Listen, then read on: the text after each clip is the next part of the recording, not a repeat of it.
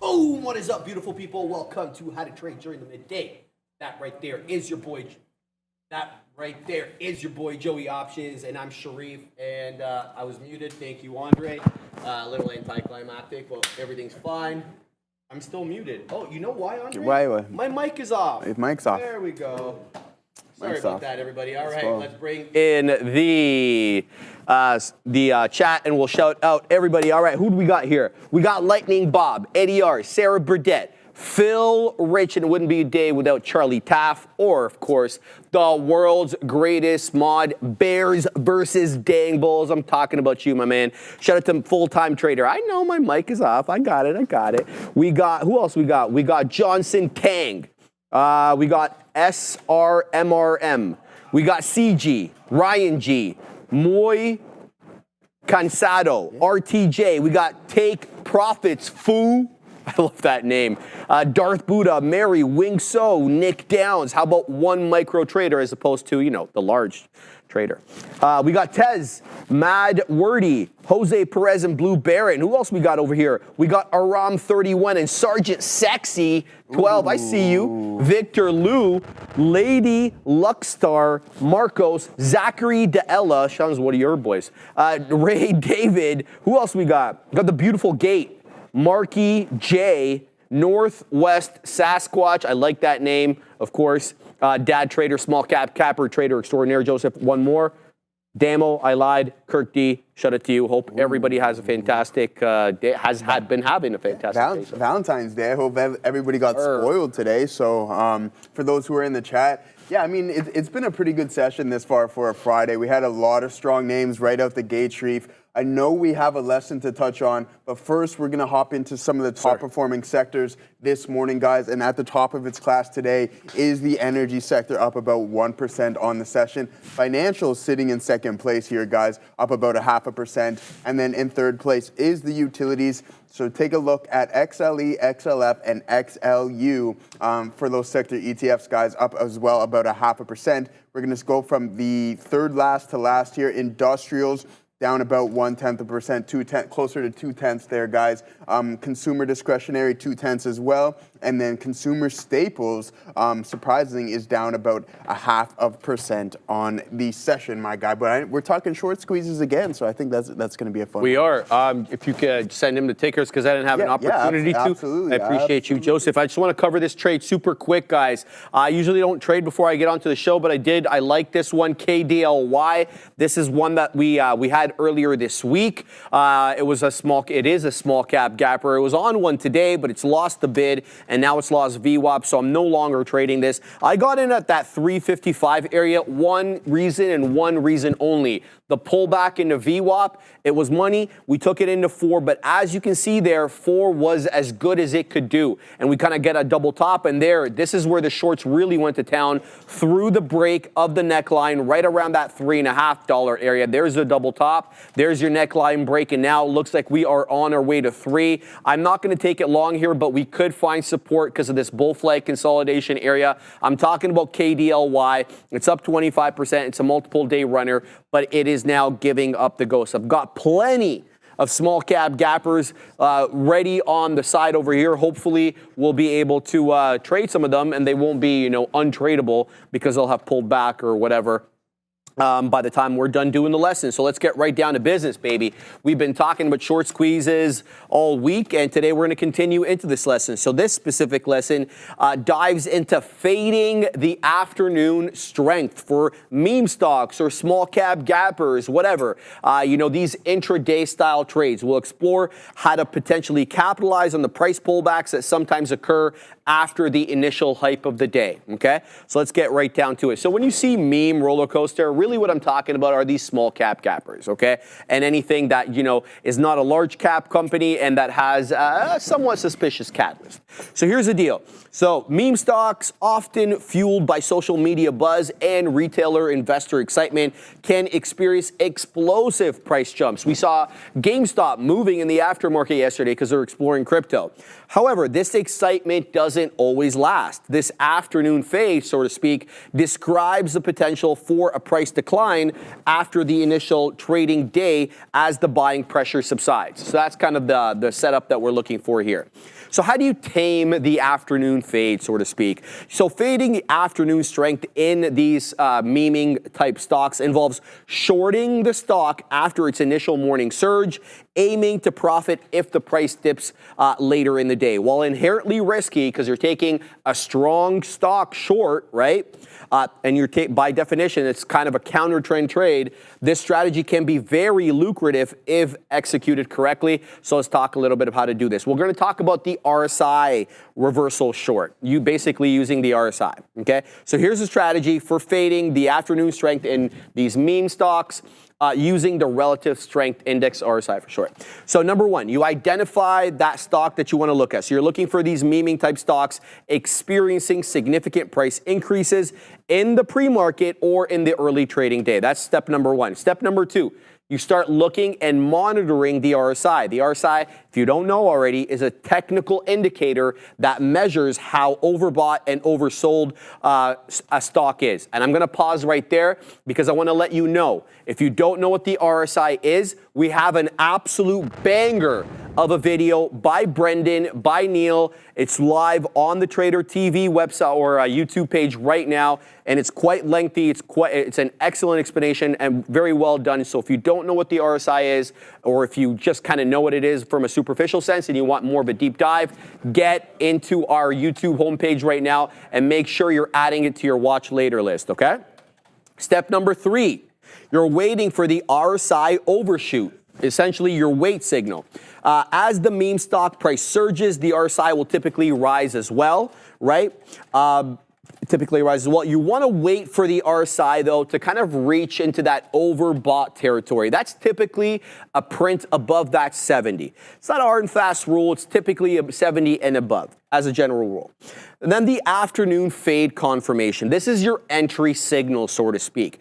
If the price starts to pull back slightly after reaching its intraday high and the RSI remains above 70, so you're looking for a price pullback, but you want to see that RSI continue to weasel above that 70 mark, this could be your sign of a potential afternoon fade. Again, potential, underline that word. We're not putting all our eggs in one basket here. Then step number 5, this should be your short entry and your stop loss placement. So you want to place a short sell order on the meme stock after the price pullback and the RSI confirmation that we talked about in step 4.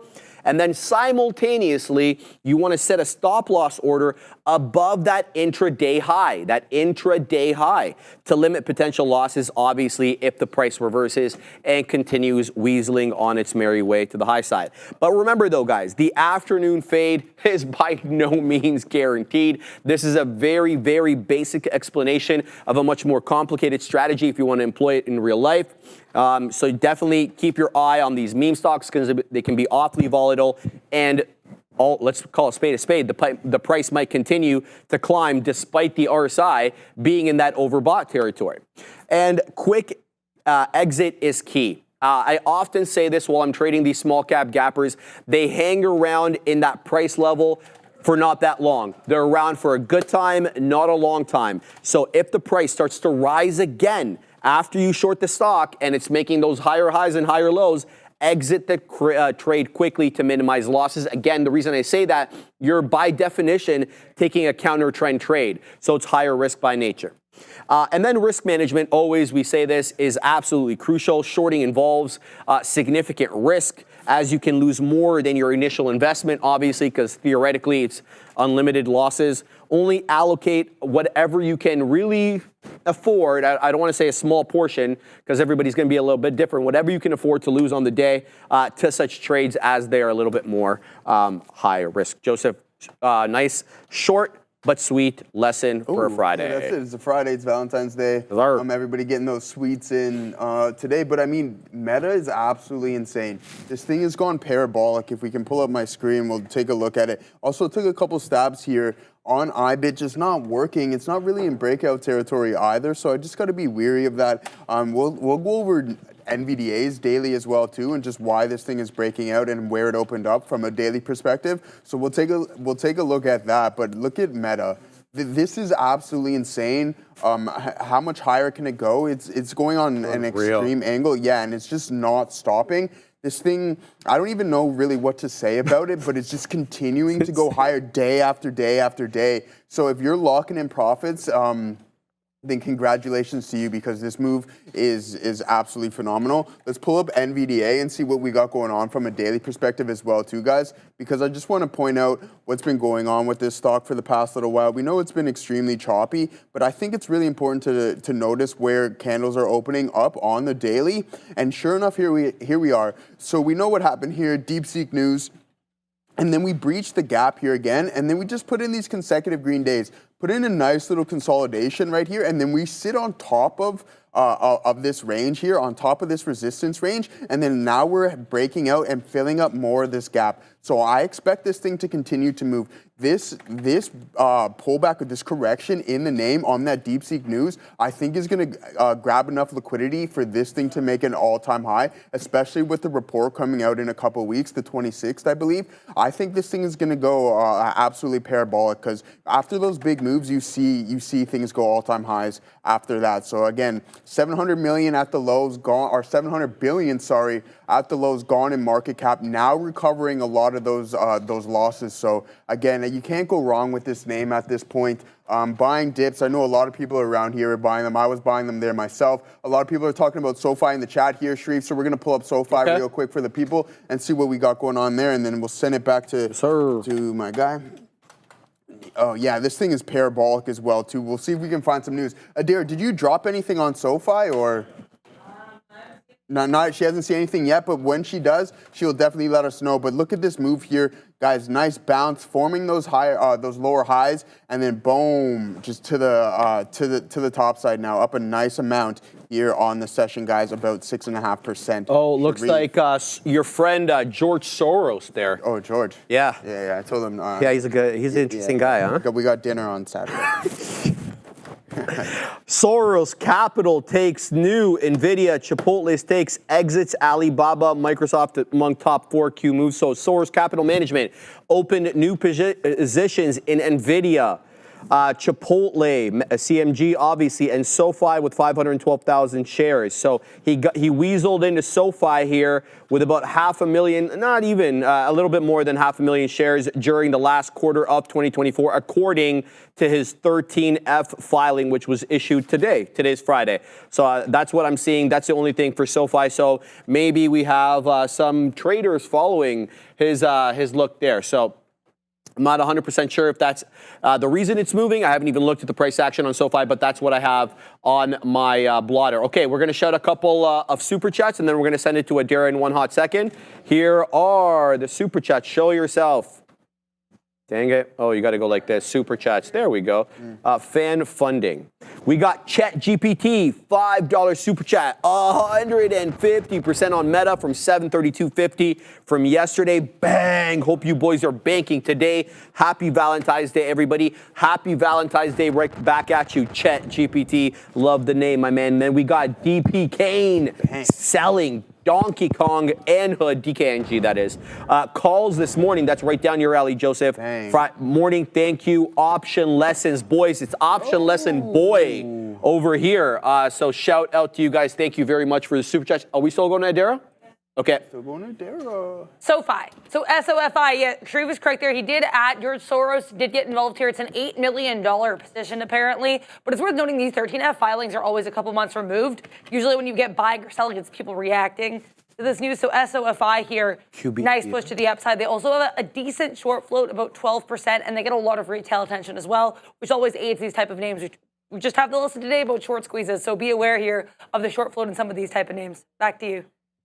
Thank you so much for that, Adara. Great stuff there. Yeah, I didn't even look at the short float, didn't do anything. So Adara on top of it. Really appreciate that. Joseph, what do you got? Yeah, I'm just keeping my eyes on here on NVDA. We're still up about 1 1/5 here on the session, starting to pull back through the volume weighted average price. And the likes of Apple, I believe the boys were talking about that, but I haven't really looked at it today. I know I'm going to talk, before we talk about Apple and some of these mega names that we were going over not too long ago, my guy Gorev was like, Joe, I took that VWAP trade on Hood, and that was my number one, to be honest with you, on the day two earnings, but the volume wasn't really there, and then this initial sell-off, I was like, I don't want to see that many 1-minute candles below VWAP because I'm looking for that momentum push back through the volume-weighted average price, right? With that conviction within the time of sales as well, too. And I didn't see that right off the bat. So I took a nice little scalp on coin, worked out, and some NVDA as well, too, which worked out. So we're happy about that. But this was my number one and something that we missed out on. We know that these numbers are absolutely phenomenal. 700%, up 700% in transaction revenue, and half of that going towards crypto. So this thing is really going to continue to move, I believe from a daily perspective. We do have this inverted hammer candle that we need to be aware of, but I think that we blow past that, and unless we get a pullback and fill some of this gap, which may be happening, but again, I think for the foreseeable future, this thing is going to continue to climb higher and higher and higher, and this is a name that I'm like, I don't really own anything, like I don't own brokerages or anything along these lines, and maybe I'll look to get involved in this, because when you're spitting out numbers like that, chances are over the next coming quarters, you might see that growth sustained, and I'm going to look for that here in Hood, Shreve. All right, I tried to get into GXAI. It didn't let me in. There's some size here posted at the whole dollar level at 2. So I've done this. Joseph kind of showed me how to do this. I'm basically highlighting everything above 100 lots, okay? That's just going to be the default there for that. So that's what we're looking at right now. I'm trying to weasel in the GXAI. It's doing the dance with $2. Very similar look on GXAI and ALLO. Now, I've gotten into ALLO, not at my ideal price. I was trying to punch in at 95s. It wasn't having me, and then it squeezed up into 98. So I'm looking at ALLO, I'm looking at GXAI, and I'm looking for a break of $2 on both. They're both quite strong on the date, with ALLO being a bit stronger, 40-some-odd%, GXAI, 28 and change. But they're both very similar patterns, up and to the dang right. So I've put my stop, now that I'm in ALLO, below that 90 penny area. That's not a random area that I'm choosing.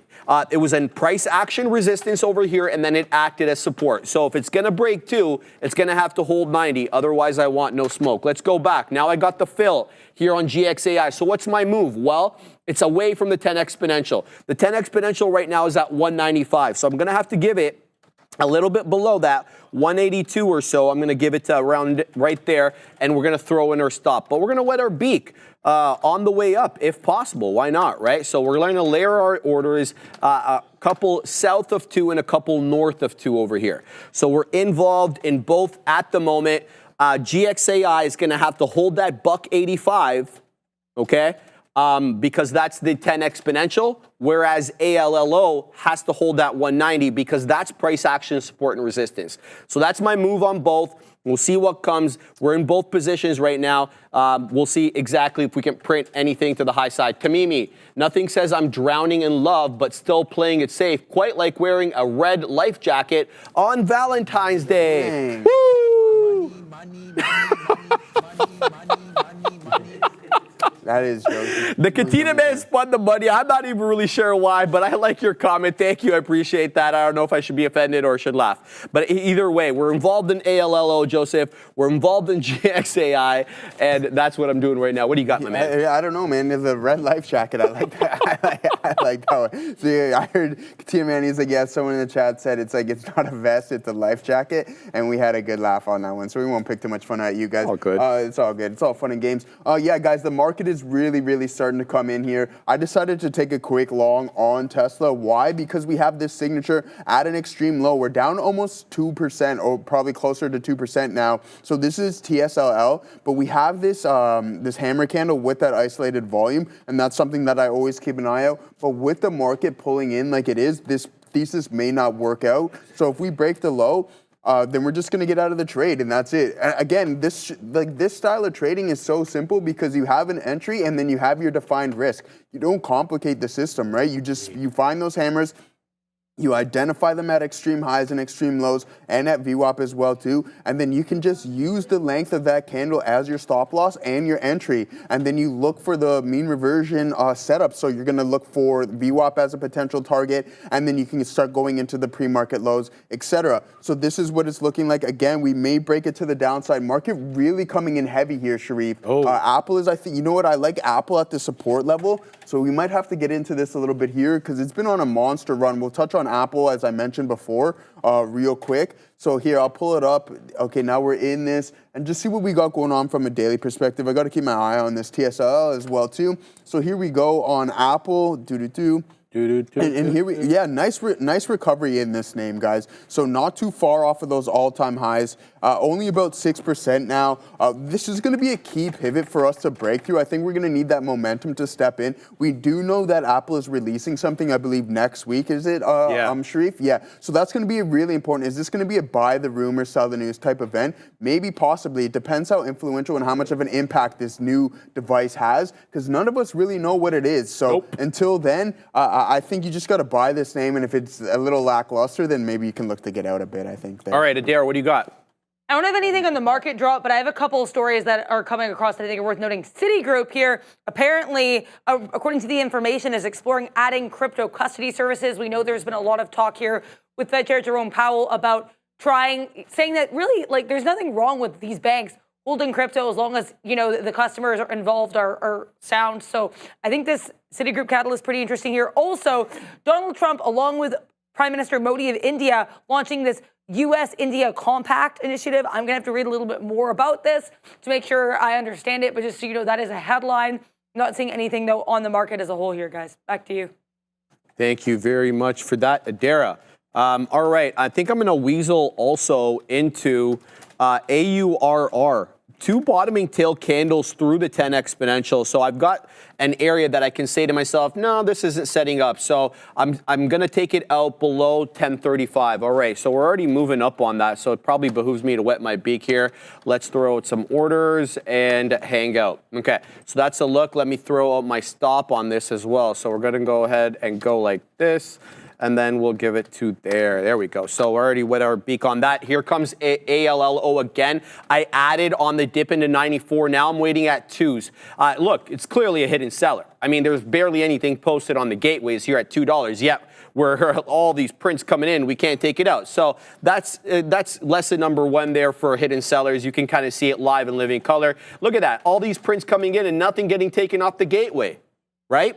So someone's selling up a storm there, hiding their order. We'll have to wait and see whether the buy orders can overwhelm this hidden seller hanging out at $2. $2, an area of obvious psychological resistance, these whole dollars, half dollars, especially for small cap gappers. So packing my patience with these trades. GXAI is going to have to hold this $1.85. It's gotten awfully close to it. It wicked off, actually, that $1.85, that $1.86, actually, I stand corrected. But it still hasn't curled back up. It just hasn't broke through yet. So that's not really a glowing endorsement now, is it? So keeping an eye out on that. I'm keeping an eye, obviously, on AUR. And there's UDMY as well, Udemy, or whatever, however you say it, that course, that a website that gives you online courses. That's breaking up as well into $10.50. It's up 33.25%. Let's have a look. These are the small cap gappers that I've got on the side chart today. You'll see Udemy. Where the hell is it? It's over here.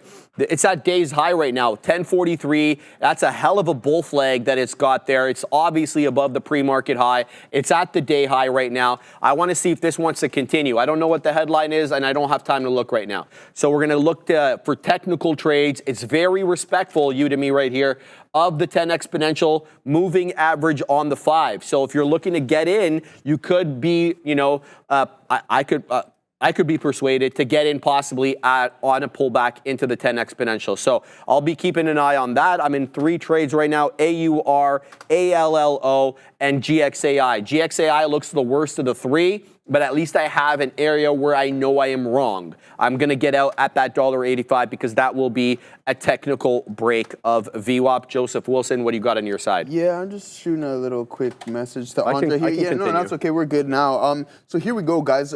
I wanted to grab the bottom off of Tesla here, and I really like this hammer on the Qs and the SPY, so we might have to get involved with that and get out of this Apple short. I don't like being in a push and pull scenario with these names. Like I'm long one heavy tech stock and then short another. I know they don't always move in conjunction, but at the same time, it's like, what am I really doing here? But again, let's see if this Tesla can work off the bottom. We know that it's down about 1.5% on the session. As of right now, it seems to be working, and I like that. It's the same thesis always. And I mentioned this before, isolated volume with that isolated pivot, now breaking it to the top side. The next target's going to be 20 and VWAP as well too, but I know we got an ad read. Yes, sir. Okay, here we go. We got Firefly, baby.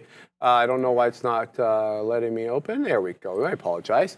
All right, with an FDA-cleared proprietary database of over 77,000 brain images, Firefly is transforming healthcare with AI-driven diagnostics, providing clear, data-backed understanding of brain health. After more than a decade and over $60 million invested, Firefly is advancing the commercialization of its brain networks analytics platform, BNA for short, bringing the technology to clinicians and pharmaceutical partners.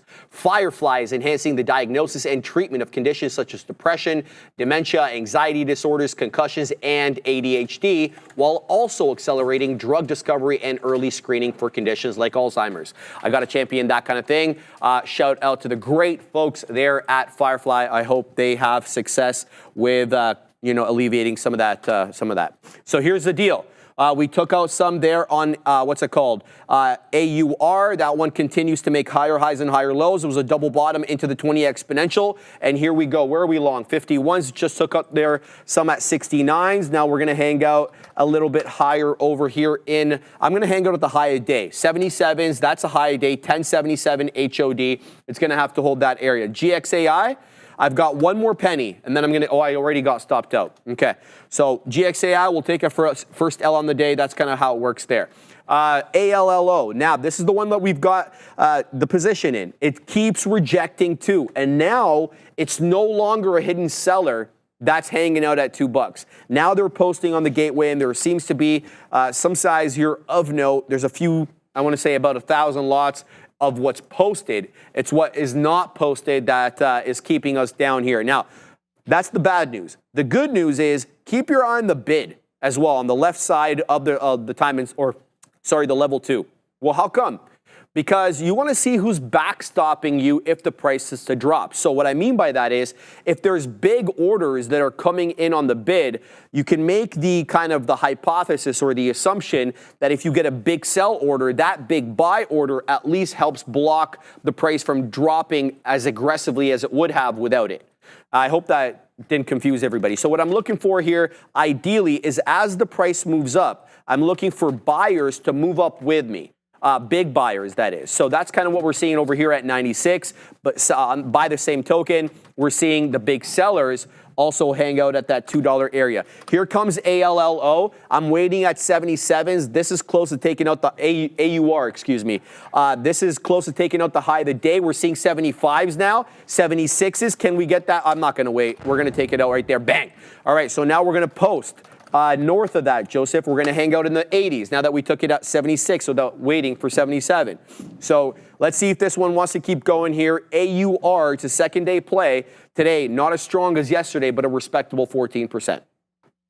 Yeah, good look there, my guy. So here we go. I'm in this Apple short. So we have this trend, so we're forming these lower highs. If we sit on top of this and we don't reject this trend line, then I'm going to get out of dodge. Maybe this is just a bull flag type pattern, and then we can continue to the top side because the market does seem to want to recover. The Qs are extremely strong today, so don't want to fight that at all. But here we go in some TSLA as well. Guys, took a little bit off the top, starting to climb higher. Same signature, same thesis. So the next target's going to be 20, so put us around that VWAP level, and then we'll look to take some, if it does possibly reject those levels, and then continue to make a leg, an additional leg to the downside. Let's take a look at it from a daily standpoint as well, too, to see what we got going on. And I mean, we were down like 30% or so off of these all-time highs, and a nice recovery. I said, I don't know if this is enough for this name to turn around, but we are bouncing in some key support and resistance zones, which is really important. Again, I think it's going to take a little bit more for this name to get everything together, because this is a hefty pullback. That's more correction territory with the likes of a 30% correction. But again, like what do you do with this name? Like, it's so volatile. It comes with the name. It comes with Elon. You get these crazy returns. You go on these monster runs, and then you give back the majority of it. So it's a high beta name. So again, it's just a ride that you have to be willing to endure. And I think that's the case with Tesla.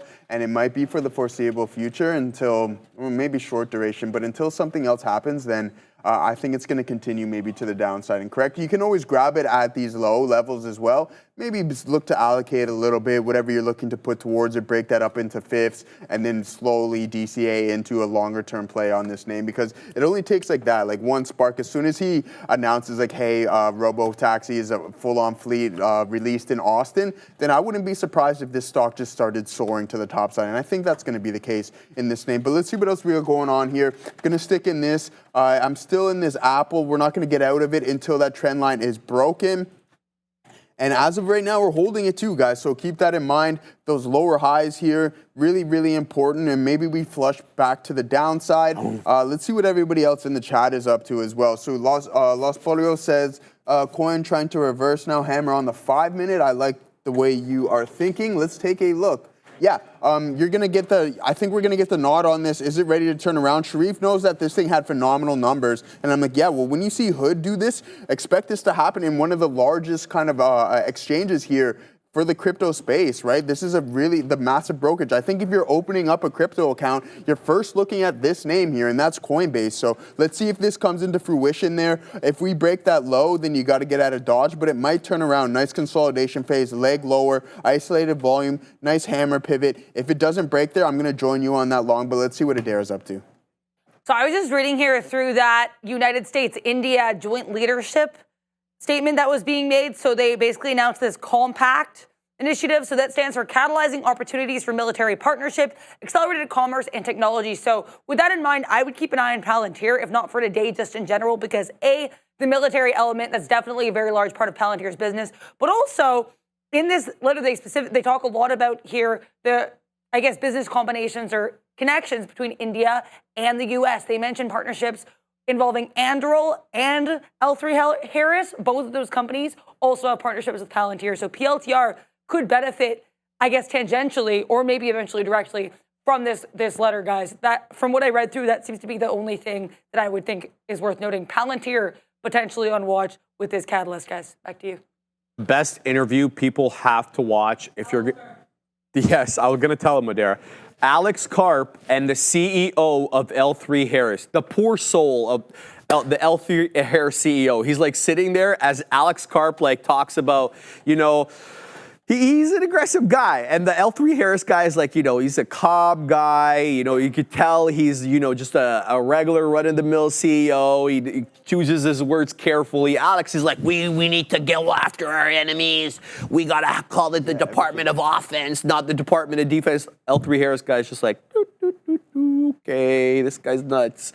Anyway, no, in all seriousness, obviously he's a very intelligent individual. He just happens to be very strongly opinionated about military things, which, you know, obviously irks some people. In any event, I took some out there on ALLO, excuse me. But again, I don't know. I printed at 2, but 2 didn't cross. So I'm not really sure how I got that. Probably first in priority. But ALLO is having a lot of trouble now with $2. We have been rejecting that on the 5-minute basis since 11:10. It is now 11:35. Each and every single candle has rejected off 2. So the seller who's been hanging out there, well, they're winning so far. So we'll keep tabs on that. AUR, I'm taking out some of this one. I've moved up my stop now from this area trough at 1040, 1035. I've moved it up 10 pennies into the mid 40s there. So I'll only be risking 5 pennies for the remaining amount on AUR. So keeping my eye out on that. I'm still not in Udemy for whatever reason here, even though it continues to hang out around the high of the day, UDMY. I wonder if this is on the NQ. It is. So this one's up 33.75%, but as you can see over here, it's been having a whole lot of trouble taking that $0.50. So I'm very interested in seeing whether this one can continue to the high side. UDMY is on one today, and now that things have calmed down a bit, I can kind of look to see what's afoot with Udemy. Okay, so it was a revenue beat. It was a earnings beat, excuse me. So Udemy shares jump up whatever percentage after at 2 3-month high after Q4 revenue beat. So it's an earnings winner today for UDMY, up 33.25. Definitely keep an eye out on that. I've also put on my side chart now SoFi, because SoFi is respecting the hell out of the 10 exponential moving average on the 5-minute chart. I don't even think it's had a break of it since we rung the bell. This is the one. Let's flip to the 5. You can kind of get what I'm saying there. There it is. There's a green line, and there is the very, very respectful hold of the trend by SoFi. Now, what you can probably notice is we're kind of topping out here at the 40 penny area. Very consolidative. We've been for the last, I want to say, maybe 10, 20 minutes or 20 minutes or so. So we'll look for a break and take of that high of the day. If you're going to do that, my suggestion to you is build your position towards that 10 exponential, which is currently at the $0.25. So that's a look right now. Joseph Wilson, what do you got over there? Yeah, same thing here, Sharif. We're going to trim a little bit more off the top on Tesla here.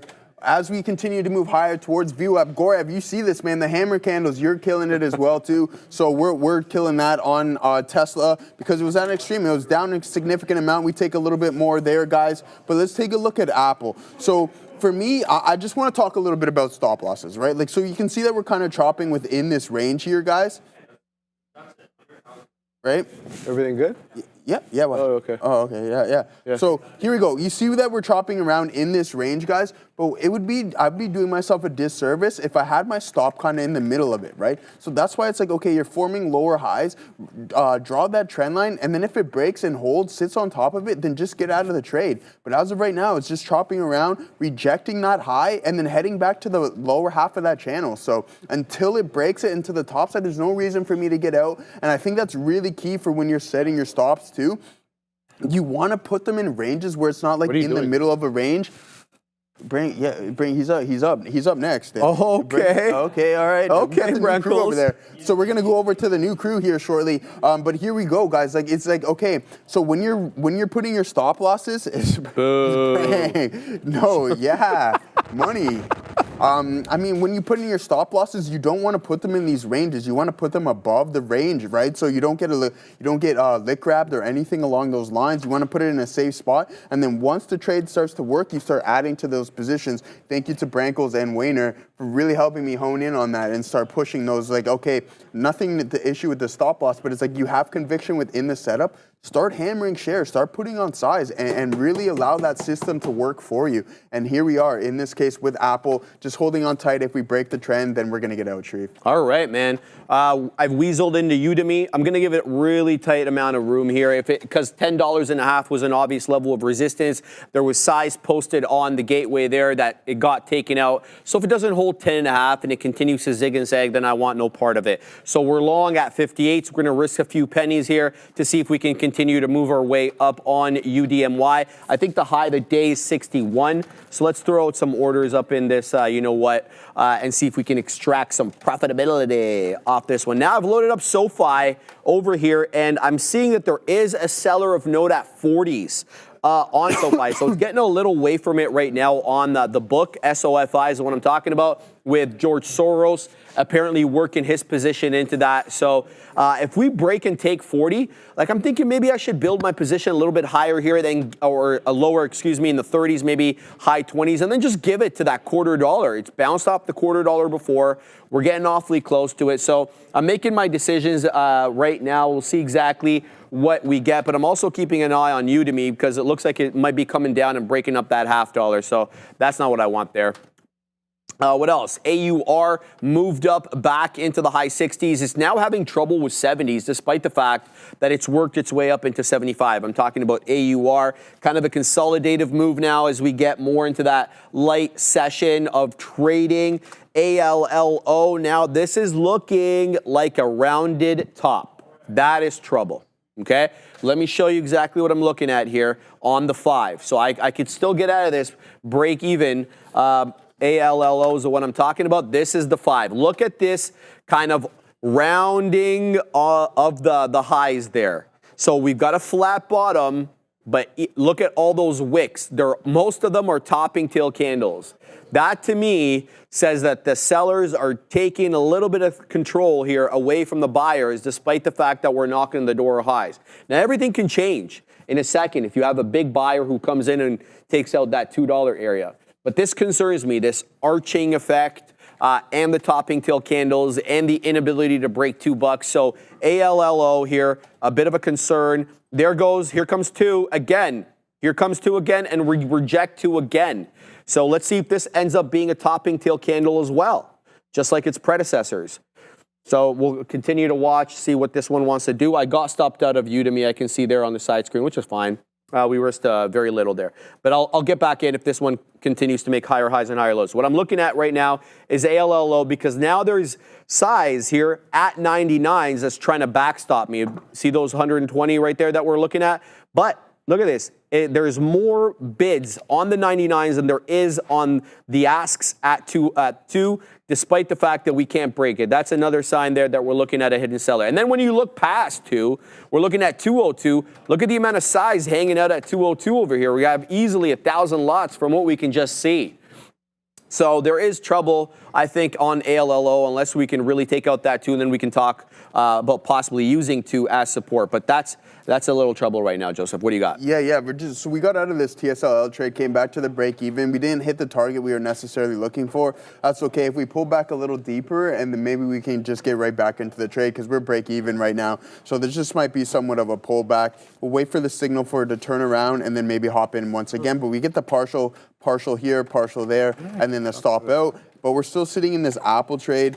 Again, same thesis. This might be a little bit more of a slow burner. I don't know how much higher it's going to go. For some reason, I just have a hunch it's going to break down or just totally go parabolic here. So we're going to be sitting in a good position on this one. Not the best entry. A little tighter to VWAP would be more ideal, but that's okay. But it is kind of looking like we're going to break to the top side. But the market is extremely, extremely choppy. But what's trading really well today, and I've seen a lot of people in the chat, is these fintech names, Sharif. PayPal just going to the top side. SoFi as well too, guys. So really, really good look here on PayPal. Let's zoom out and see what we got going on from a daily perspective.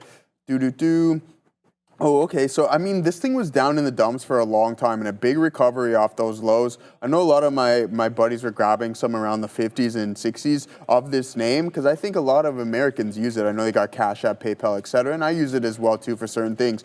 But here we go, a big gap down here, but now recovering off those bottoms. That's a massive volume signature, so a lot of volume going on here. So I would suspect that this pullback can be relatively deep in this name. Maybe look for it to breach the gap again, will put us around 82.91s or something along those lines. But I like this name for the long term. Really starting to pick up some steam. And what else do we got cooking up here, guys? Sitting in this Apple still. If we break VWAP for the 3rd time, then I do believe we're going to get that breakdown south of 243. And that's exactly what I'm looking for. Ideal entry would be way up here. Now my RVR is vastly skewed, which kind of isn't that good. But again, this market has just been up and down, up and down. A lot of overlapping candles on the 5-minute, which we need to keep in mind too. So you got multiple hammer candles. So here you go, right at VWAP, hammer candle, push up, sells back down, says, no, we're not making a new low here today yet, Sharif. Puts in another hammer candle and then a nice recovery. But again, we're kind of forming this head and shoulders type pattern on the 5-minute, shoulder 1, head, and then possibly shoulder 2. So if we have the inability to construct a new high here,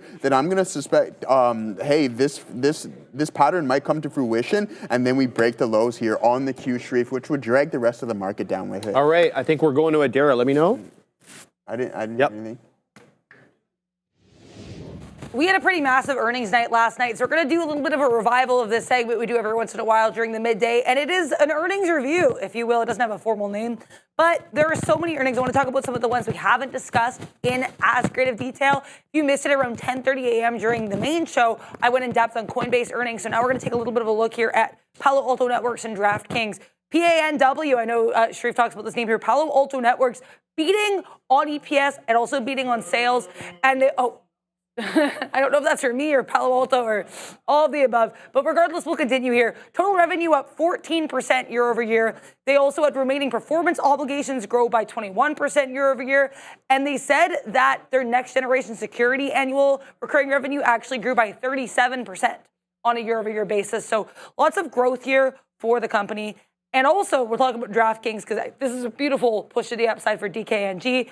They actually had a beat of 14 cents per share versus an expected loss of 15 cents per share. So that is quite the beat. Sales, though, were a little bit below expectations. And they raised their guidance. So the lower end of their revenue guidance for fiscal 2025, still slightly below estimates, but the midpoint here, which would be $6.45 billion, is above estimates of $6.394 billion. DraftKings here had a 13% year-over-year increase in total revenue and a 36% increase in monthly unique payers.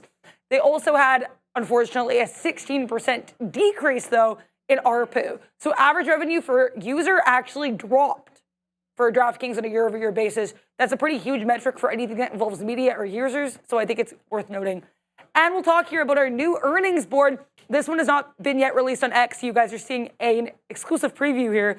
But basically, we have this is the second week in a row we've done it where you have economic data at the top, earnings on the bottom. So check this out. Lots of nice Chinese ADR earnings. We've got Alibaba on Thursday morning, Baidu on Tuesday morning, working on a graphic for that right now. So lots to keep an eye on for next week, even though it's not going to be necessarily a blowout earnings week like what we saw over the last 3 weeks, guys. Back to you. Yeah, Carvana, Rivian, Walmart, those are all interesting ones that I'm going to be keeping an eye on next week. And Adara, come on. Why would I boo you? I'm booing Pandub. You know I'm booing Pandub, right? All right, so we're still involved right now in AAPL. It's finally taken 2. But as I suspected, there is size at every penny. So this one might be a hard row ho. I don't know if we can take it out unless we have a really big buyer. The good side of the equation, that's the bad side of the equation. The good side of the equation is we're still putting in higher lows. So despite the fact that it looked like we were kind of rounded topping there, I don't know if I feel that way anymore. The higher lows might be in play here. We'll have to see if they can continue to move up in that fashion. Now, I got stopped out of Udemy again.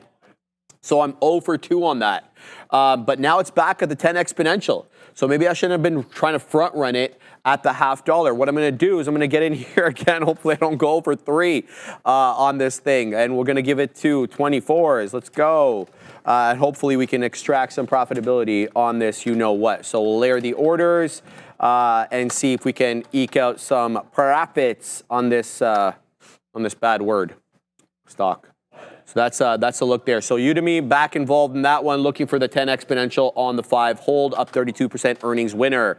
AUR continues to dance with that $0.50. As I mentioned, I've moved up my stop from this area trough closer to my stop. So it looks like it's defending that $0.50 for now, but for how long? Again, ALLO having trouble with 2. So maybe I should look at something else. I've been thinking about SoFi as well, but SoFi I don't think is quite ready to get into yet. I might be interested more at around the 20 exponential or VWAP, which is very close to 16 right now on SOFI. So that's my look there. Let's go back to Udemy. Okay, we finally got a print here, positive print on Udemy. Let's see if we can continue to move up into that $0.50. It's up 33%. It looks like it's a bottoming tail candle and a possible hammer candle off the 10 exponential moving average on the 5, of which it's been respectful on the day. So that's what I'm keeping my eye out on right now. Shout out to Jay Lee, Sharif, Carvana at 280 should be the greatest Hwadunk ever when reality sets in. I still can't believe it got pumped that high. They are being accused, the CEO and his old man, I think who is the chairman of the board, of some accounting irregularities there, Jay. Do your homework on that. I'm sure you will. Anyway, by the way, we were looking at the inflation print, Brendo and I, yesterday when we got CPI, not yesterday, the day before, and used cars, they're back to inflating. So they were deflationary, I think, for almost a year, maybe a little bit less than a year. And now they're actually increasing in price year over year again. So that's the look there. So we'll have to see if that gives them a bit of a tailwind or it doesn't mean much for them. All right, Joseph, what's going on your side? Yeah, nothing. Just working on a couple technical things here, but that's okay. We'll get it sorted. Okay, guys. So yeah, we're still in this Apple trade as of right now. Kind of popped above me here, and the market's dragging lower, so I believe that Apple might follow unless it's just ridiculously strong. We've got to be careful of this rounded bottom on the 5-minute as we go to these key resistance zones. So this higher low here, slower high, sorry, is something that we need to monitor. We're now sitting on top of that trend, and I said we have to get out of the trade. So I think we're going to, because we can continue to the top side. There will always be another opportunity to get involved in the name. And if it's not short, I don't love shorting super strong stocks in the first place, because that is a really nice rounded bottom on this name. As it continues, oh, okay, nice. I just added to the position by accident. We don't want to do that. So we're going to hop out right now as we have my screen up.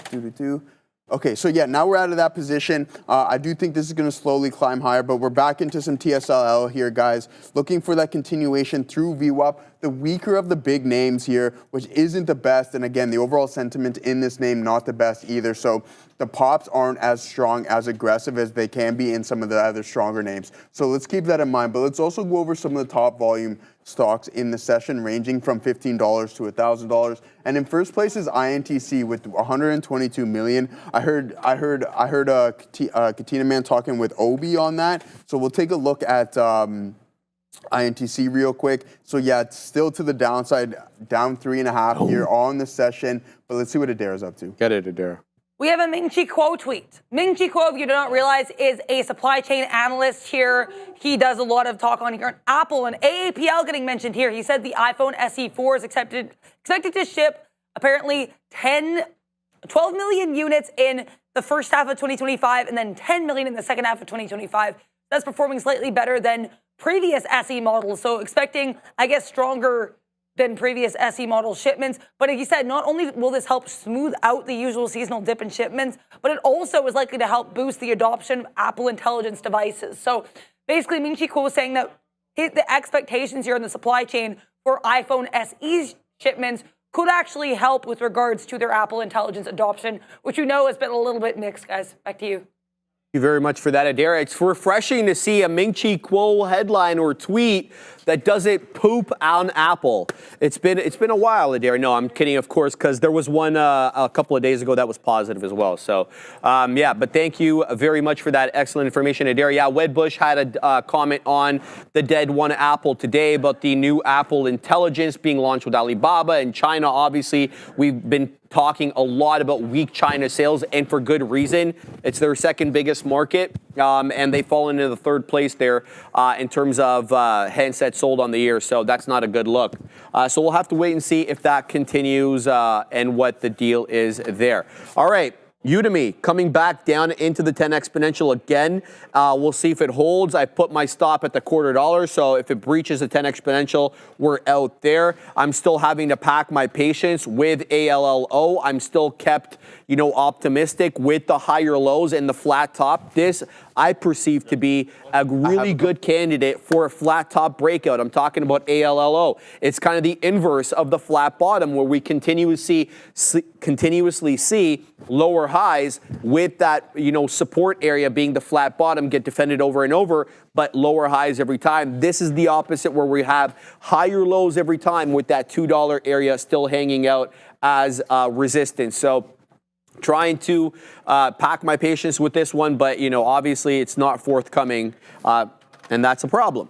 AUR continues to zig. It continues to zag. It's got another higher low though. So last time we dipped into about that 1037, maybe 1036. This time around we dip into about 1050. So a bit of a higher low, but no higher high quite yet. That 10 3/4 has been acting as a level of resistance for a hot minute. So keeping my eye on both or all three of those. I'm still interested in getting in on SoFi. SOFI, great look for it on the day, up and to the right, was very respectful of the 10 exponential moving average. That ended. It just breached it. And now it looks like it's going to close below it. It's a bit of a bull flag, right now. So if we can, keep your eye out on this one, maybe set some alerts so that when it's breaking out above the range, then look to take it there. Otherwise, I'm looking for SoFi to either pull into that 20 exponential moving average on the 5 or pull into VWAP. And VWAP right now happens to overlap with the whole dollar around 16 bucks, which to me is more bullish. When you have that whole dollar area and VWAP both intersect, to me, I like to get in on those areas a bit more. So I'll keep my eye out on that to see if we can weasel into something there. But nothing really as forthcoming as I had hoped. Joseph Wilson, yes. What do you got? Yeah, yes, sir. We're back into this TSLA. Sorry, guys, I'm not in the chat right now. I got to sign back in. I'll do it momentarily. But here we go. I got to monitor some of these positions and see what's cooking up here on TSLA. Looking for that move back to VWAP. I've mentioned this time and time again. Again, with the market slowly crawling higher, maybe we get that. It's a weak stock, but we'll hope for the best there on that name. But let's also see what's going on here in the chat and see what everybody else is looking at. Eyes on the video off that 136 MA. Thank you, ChatGPT, for that $2 super chat. Goes very much appreciated. NVDA, let's pull this up for you here. So you're going to eyes on NVIDIA off that 136 MA bounce. Okay, so somewhere along these lines, I think. So what we're going to look at is constructing these continuous trend lines, and it's holding up pretty well. I mentioned that we were in breakout territory on this name, so if we continue to the top side, then here we go. It came to fruition, and I think that's going to be the case. This name is extremely strong and going to continue to move, appreciate. So we like that. Also put it in the chat what else you guys are looking at. MGOL, a lot of people are talking about. Did you trade that today? No, it's the below VWAP, brother. I mean, it's zigging, it's zagging. It's not doing anything. So to me, no. Yeah, again, and it's not doing too much here. And we have a big indecision candle on the daily, so we'll keep that in mind. But we have that inverted candle as well with that isolated volume. So this isn't something necessarily I'm going to be looking to play. Again, we'll zoom in and see what we got going on from a daily, from an intraday is too. So this is like this type of price action here, Sharif. I'm like, yes, I want to avoid this stuff, right? You see all these overlapping candles. There's no definitive trend here. The pre-market price action was significantly cleaner than when the market opened here. So unless you're buying, like if you're range trading, by all means, this is like what you want. This is the epitome of what you want here. But again, if you're looking for a breakout trader like my style of trading, it's not going to suit it. So again, just like, let's see what happens. We're just forming this wedge here. We can punch through VWAP, but then where's your next target? It's like there's no definitive real level here. So again, it's something I would personally get chopped up in and not necessarily look to play. If you're trading this at the bottom of the ranges, like buying lows and selling highs, then congratulations. That's probably going to work out for you, but it's not going to work out for my style. So we'll take a look at that. We'll see what else everybody else is looking at. Put it in the chat. Do you have anything specific you want me to take a quick gander? Baba. Yeah, you want to take a look at Baba there? So pull up Baba there. Yeah. So let's look at, let's start with the daily chart on Baba. Okay, so obviously, you know, it's a tough look coming from those pandemic highs. It's hard to make comparisons, obviously, with the pandemic for many stocks, except for the MAG 7 typically, okay? So this is the look right now on Baba. But as Neil pointed out a few days ago, this area over here, this area in October, that we popped up into when David Tepper went on CNBC, started pounding the desk, said, buy everything China. We all know what the deal was, okay? That was the same level in October that we had rejected off, and I know Neil pointed this out as well, in January 2023. That was the same level. That level's gone. We've taken out that level now on a closing basis, okay? That was a $120 level. Now we're talking about 127, 128. We're talking about high 120s now. We could be on our way to 130. Today's technically an inside day because we're ensconced by yesterday's high and low, but what most notably to me is we have a higher low today on Baba. The low yesterday was around 115. The low today is 121. So Alibaba is on a breakout right now. It's got a couple of great headlines. There is a tech symposium next week that's going to be not hosted, but it's going to be attended by Jack Ma. Okay, and he hasn't been seen, you know, a lot lately ever since the Ant Group IPO got pulled. Xi Jinping as well, President Xi will also be there.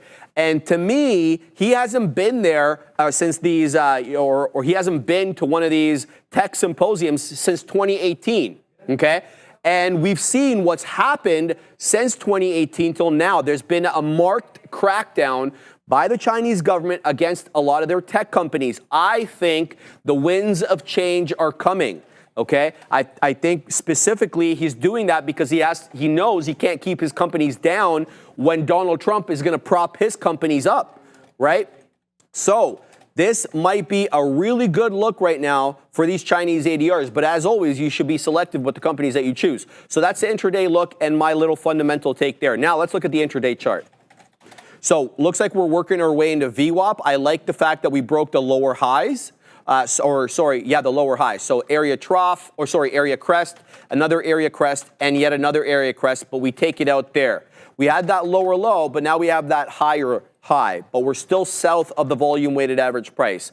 So look for resistance possibly at that $124 or a little bit south of that $124 at around 123.80. If we take VWAP, we could see a nice retracement possibly into those pre-market highs.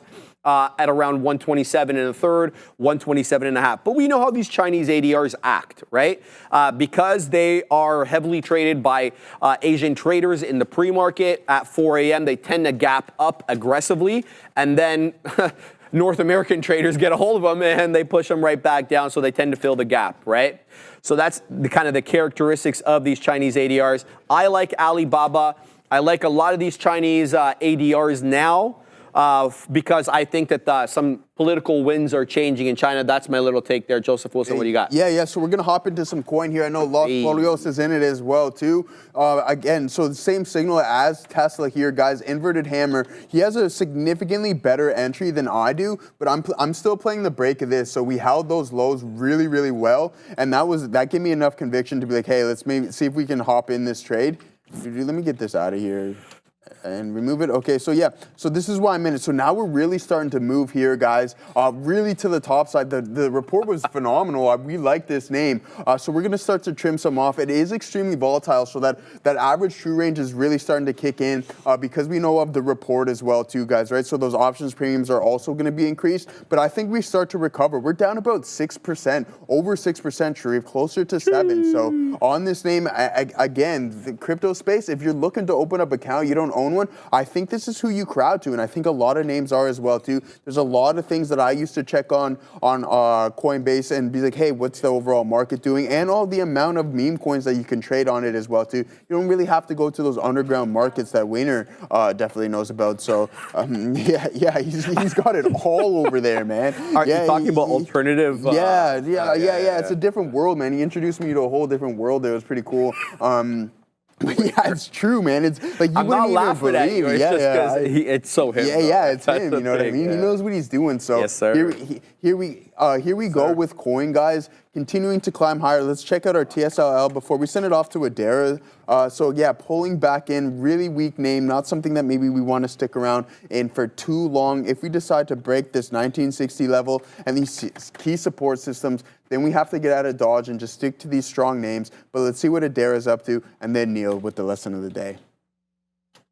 The market here finding some nice support, or trying to anyway, on the S&P 500. Continuing to make some of these higher lows. If you look at the 15-minute chart over the last few days, the NASDAQ looking pretty similar, actually maybe even looking stronger here. Sustained higher highs, higher lows for the QQQs.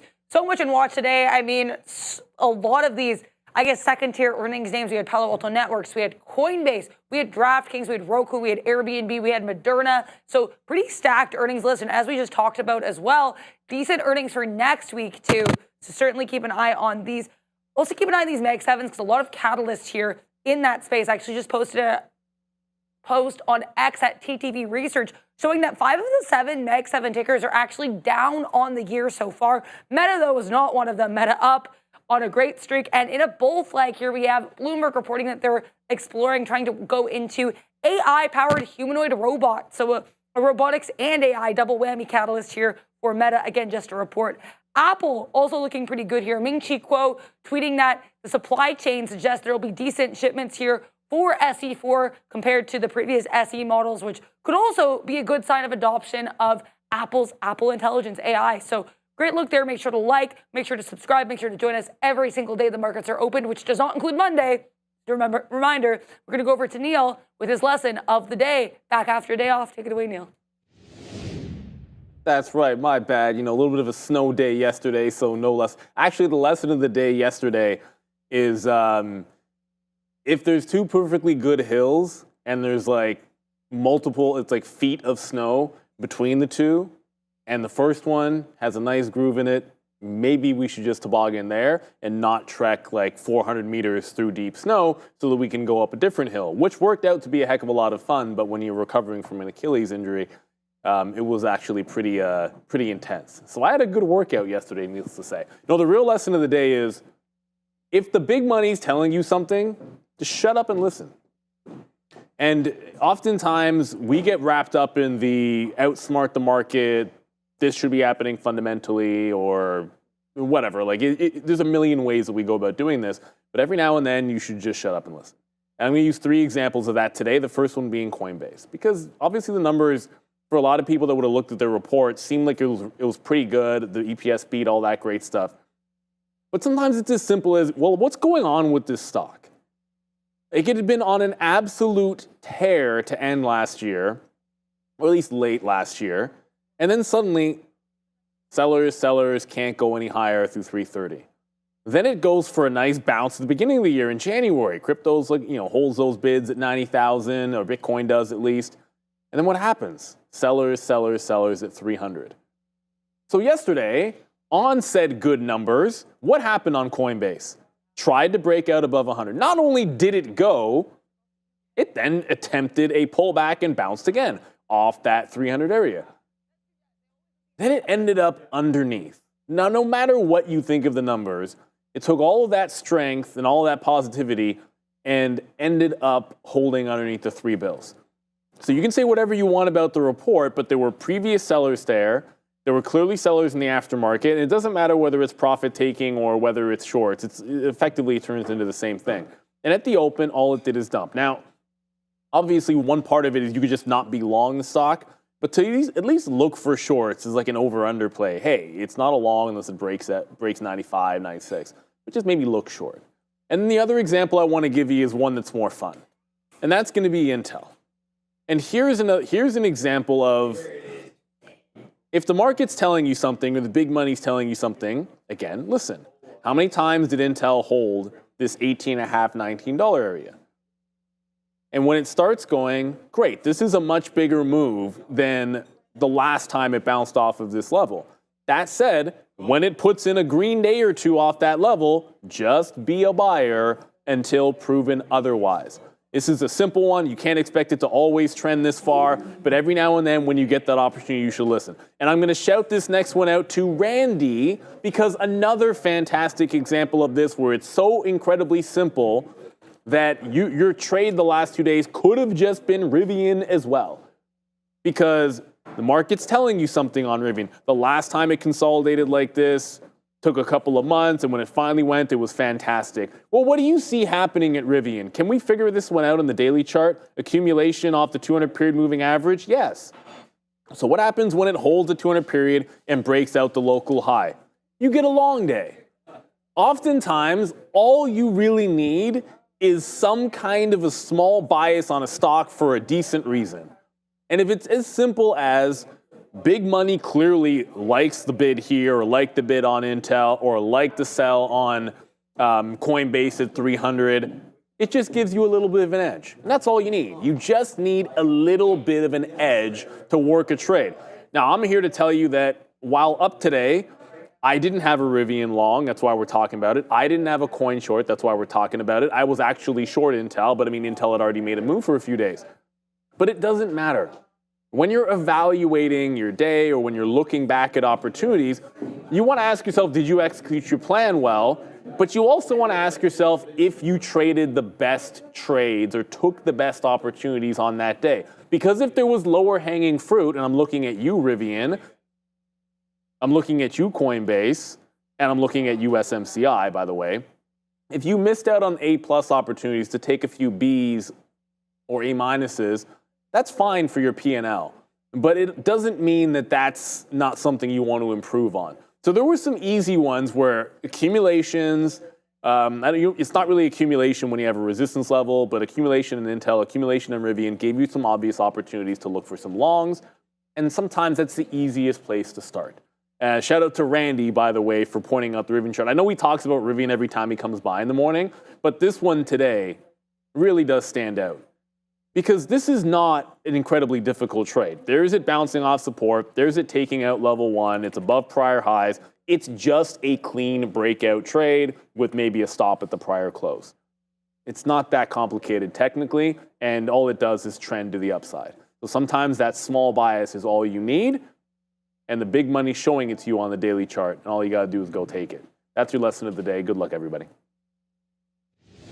Neil, as always, yeah, guys, I had to pop out of both my positions right now. The market is really moving to the downside here, Sharif. I think it might be another opportunity for us to get into this Apple short. But again, I just gave a lot of unrealized away here on coin, which is really unfortunate. So yeah, not a good look. We took some off looking for that 280 price tag here in this name, but we didn't get it before that quick sell-off here in the overall market. So take a quick look at TSLA. I swung twice at this thing. That's it. I think this name is too weak for me to look for those continued moves to the top side, and I'm going to stick to that. If it decides that it wants to go, that's fine. I'm not going to cry about it or anything along those lines, because there's going to be plenty of opportunities, I think, throughout this session, and I think that one's going to be possible for a second entry on Apple. As a matter of fact, I might get into it now because we're closer to the top of the range and look for that breach of those key support levels on this name, Sharif. Okay, VWAP, SoFi. I'm getting in. Bang. Boom. All right, so now we're going to have to give it a little bit of room because, as Joseph said, the market be turning. So here's the deal. I'm not going to give it that much room. No, I'm kidding. I'm going to give it room. We're going to give it to the 80s, which is when I'm born. All right, so there's the deal. Let's throw out some, I just got the stop in place. Now let's throw out the beak wetters. Should this bad boy pop up, would like to be able to take advantage of the move up. So we'll see what we get there. Stops in play, everything's in play. Very happy with how this trade on Allo went. I packed my patience. It's not like a huge moneymaker, but it is a proof of concept, validation of the theory. What theory? Higher lows and a flat top usually means a flat top breakout. This time we got it. We haven't cleared it by all that much. And as you can still see on my level 2, the offer is stacked with wattage. Hey, Joseph Wilson. All right, so here's what we're going to do. We're going to hang out on the north side of 10. So we're going to sit at 11, see if we can break through that 10. We've been rejecting off 6, but we've taken out a lot of sellers on the way to this 206. So that's the deal right now. We're going to keep an eye out on ALLO. Now we've got SoFi. SoFi is out of the money by 1 penny. It's going to have to hold this area. It's VWAP. It's the only reason that I'm into the trade on SoFi right now. 1642 HOD. It's dropped back into 16. As I mentioned earlier, 16 and VWAP, basically the same level. I like when that happens. Is it foolproof? No. By no means. So we'll see exactly what happens there. Now, I'm also keeping my eye on Udemy because Udemy just started curling back up, bottomed out. I'm 0 for 2 on this, even though I was able to extract a little profitability. Still negative on it though, full disclosure. So this one is kind of curling back up. It's not a great looking pattern in the sense that, you know, there's a lot of topping tails on the 5-minute. On Udemy, so we'll see exactly what the situation is with that. I don't have to be quick to get in. Let's flip back. Okay, ALLO is taking out the sellers. We took out everybody at 6. We took everybody at 7s. Here comes 9s, right? So now we got about 600 lots, a little bit less, Joseph. Actually more if you look at the other gateways, but that lottage is increasing. We had about 297. 297. Now we have 340. So we're getting a lot of aggressive selling right now at 209 on ALLO. Let's see if we can really take out those sellers, and I'm waiting at 11s. So I'm gonna even wait above 10. We'll see exactly what we get there. I see the SoFi though is coming down into the mid 1590s. Now we're out of the money by 4 whole pennies. No, but I'm kidding, obviously, because it's not that much to be out of the money up, but I'm looking for a hold of VWAP. I'm looking for, I don't want to say a strict hold of VWAP, but I want to see buying, at least initially, on VWAP, just to prove to me or to help me kind of feel confident in my trade, to know that others are looking at that VWAP area as well. And right now, I'm not getting it. So we're out of the money right now on SoFi at VWAP, and we'll have to pack our patience, otherwise we get stopped out. Simple as that. Back to ALLO. We're taking out the sellers here. Looks at on not 09s, that is. We had about triple the amount here. Now it comes back in. So people are posting on the gateways. It looks like we have hidden sellers and big size. But look at this. we have more size on the bid at 8 than we do on the offer. You're pumped about that, eh? Yeah, man. Yeah, because he showed me how to do this. I knew how to do it. I was just lazy. I told you I knew how to do it. Man. Yeah. Respect though, Joseph. Yeah, I got you. So keeping an eye on that. Okay, SoFi is breaking down here. It looks like it's going to break down below 90s. I've got my stop high 80s. So it looks like we're going to go. We're going to lose here a little bit on SoFi, which is okay. That's kind of the way things work there. Random oddities. Any idea what is the dumpster fire on XHLD all about? Let's have a look. XHLD. What is that? 10 holdings? Is that Tencent? I don't even know what this is, brother. I can look it up. $69 million market cap. I got it up here. Oh, you got it up there? Yeah. It's not. Yeah, it's halted to the downside, 245. Let me have a look to see if I can find anything. I got it, Adair. It's all good. Here we go. So holdings, 10 holdings, IPO price indicating 6. Is this an IPO? Adair, do we have an IPO? Yes, it is an IPO. Okay. So this one opened yesterday. So XHLD, an IPO from yesterday, with the opening price at 679 or so. It looks like there, with the high of the day being 854. We are way lower now. We are halted to the downside on XHLD at 245. So that is the low of the day right now. Let me show it to you on the chart. Not much to see, obviously, because it's an IPO. Let me throw to the 15 so you guys can see the full trading day. So that was yesterday's trading day. Let me throw in the ticker too. Excuse me. XHLD. XHLD. I can get it right. I can promise I can type. So yeah, looks like we opened up at 682, excuse me. Best we could do was 8.5 on the day. This morning we weasel up to 11 and change, but it's all hell's breaking loose. I don't have information about the company other than to give you their name. 10 holdings is what they're called, and they're down 63.82%. It opened up yesterday at 11 o'clock on the dot. So that's an IPO from yesterday. Don't have more information on that. Sorry, random oddities. Pretty Panda, Joe W. Sharif, I'm already out, but Michael Nozinator is going to be big on MND at the moment. That would make two of us. I'm big on MindMed as well. How we doing? Bang on MindMed, bro. We're like $5 in the money on this mother. You know what? Let's go. So very pleased with this trade. Obviously, this I've been mentioning is an RFK trade. I was kind of concerned yesterday about MindMed because when RFK got confirmed and he was doing his whole swearing ceremony in the Oval Office, everything there, it wasn't moving. So I had no idea. Even Brendo told me, he's like, what the hell is going on? How come this is not moving? So it's moving today. It's at local highs over here, 1044 HOD, for MNMD. It's up 20%. Good luck. This is a swing trade for me. I don't think I'm going to hold this for much longer. If I get a couple more bucks, that's going to be it. We're holding some shares. Joseph Wilson, what do you got? Dang, yeah, good luck there, guys. Let's see what you got. Everybody else in the chat is thinking here. I want to talk a little bit about Bitcoin. I've been really starting to trade higher, but just put it in the chat here, guys. It's either going to be a yes or no answer. Don't complicate it. Is Bitcoin going to break 99,000 and this resistance range? Yes or no in the chat. Let's see what everybody thinks, especially with that strong session today. It's going to be a yes or no answer. I'm going to go with yes. It may not be right now, but with this momentum kicking into this name, I think that we can possibly do that. But one thing that I am doing, guys, is I'm shorting strong stocks, and that's just not working out. It's not an opposite bang. It's a reverse bang. Yeah, it's a reverse bang. You don't want to be shorting strong stocks. A lot of people saying no. The no is coming in here, guys. Great engagement so far. Nope. So again, I guess maybe you got to go with the crowd, and you don't want to fight the crowd. You got to do what Neil said not too long ago there, Sharif. If the big money is showing you where to go, just don't fight it, right? You don't want to go against that big money. And I'm kind of doing that right now and kind of shorting the strongest stock possibly in the market. And that is, and there I go. I just added it again. Okay, that's not good. That's okay. Okay, we're out of Apple. This name is too strong. We don't want to be shorting this. So no. And just to elaborate too in the chat, guys, why you don't think, does it need a catalyst, yes or no, in order for it to continue to climb higher? This seems like to be another long and take that second leg to the top side, Sharif. We're only up about 1.2% on the session in Apple. But again, can we climb higher? I think so. It seems to be the case. The short is not working. The market is dragging and just doing nothing. All these candles are overlapping on the Qs and the SPY.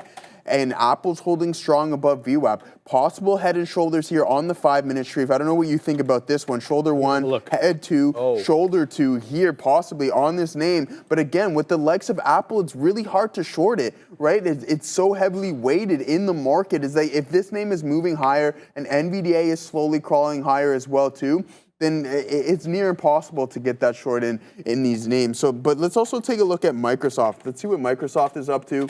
Okay, yeah, but it sold off earlier in the session here, guys. So I'm not going to put too much weight on this one. I think that this name needs a little bit more under it. Azure slowing down. But again, look at this range that we've been trading in for quite some time, Sharif. Almost a year we've been trading within this range, with the exception of a couple whipsaw moves here. But other than that, like, you've been trading within this about $50 range on this name. I do believe that it's going to work out. I talked to you guys about free cash flow multiple times. These companies, these top, these trillion-dollar names have unlimited money, and with that, you can do anything you need and want to. And with that comes innovation, and I think it's only a matter of time until Microsoft starts to pick up steam again, Sharif. Safe. Is NVIDIA price now good for the long term or just okay or bad? That's a great question, because Joseph and I were talking about that off camera before we got onto the show today. And we're like, he was showing me NVIDIA's consolidated. Let's have a look. So let's obviously start with the daily, as we always do when we're looking for these wider time frames. So you can see NVIDIA is zigging, it's zagging. Right now, it's in a very consolidative state. You could make the argument it could be in an accumulation state. I would say it's hard to tell whether the price is good or bad based on a couple of reasons. One, we got their earnings coming up later this month, I believe February 26th, if I'm not mistaken. Thank you, Adara. So February 26th, NVIDIA earnings. That's number one. We're awfully close to earnings. Number two, we got all the hyperscalers have reported already. None of them stated that they were going to reduce CapEx for AI. None of them. In fact, all record spending right now for the bunch. So that would make you feel, maybe we've got more upside for NVIDIA. The thing is, though, we don't trade for the moment, right? We're trading for future value, or we're investing for future value.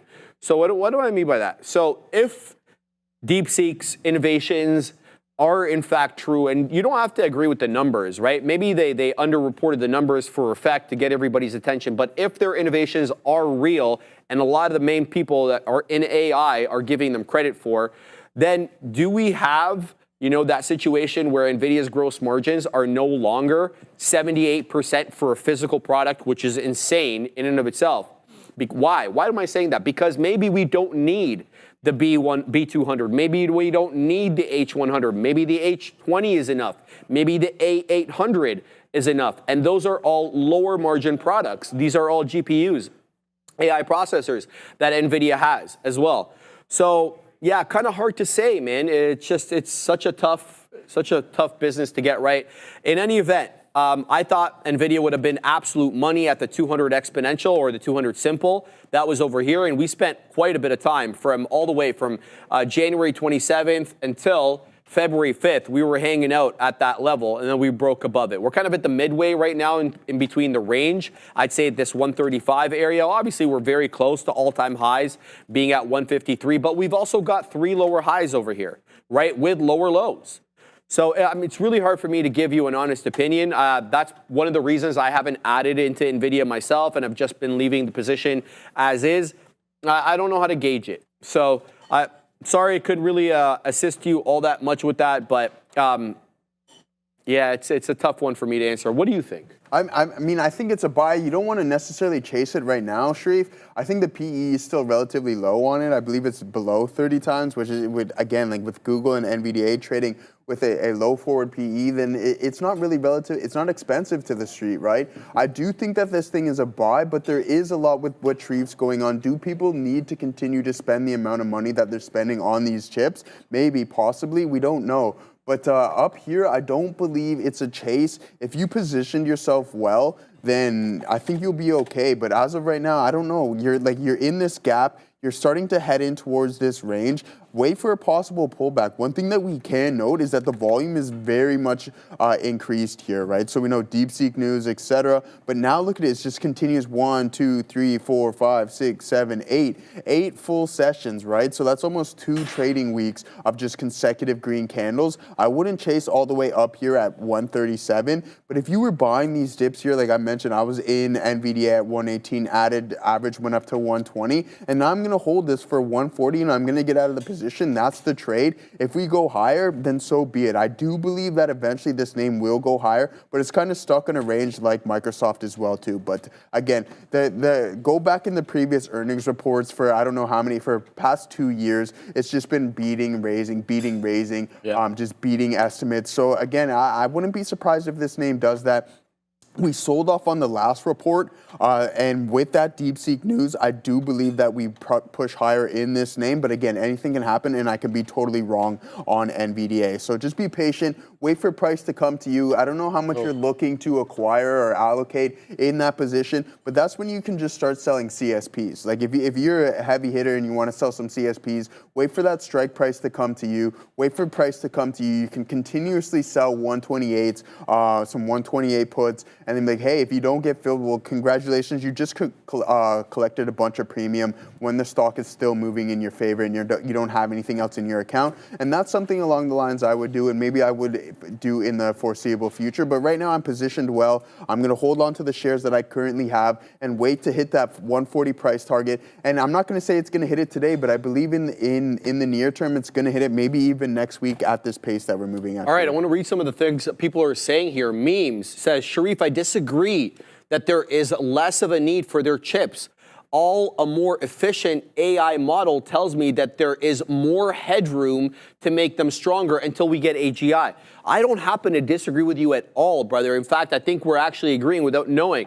I think that they continue to sell a lot of chips. I just don't know if we need their strongest and most advanced chips.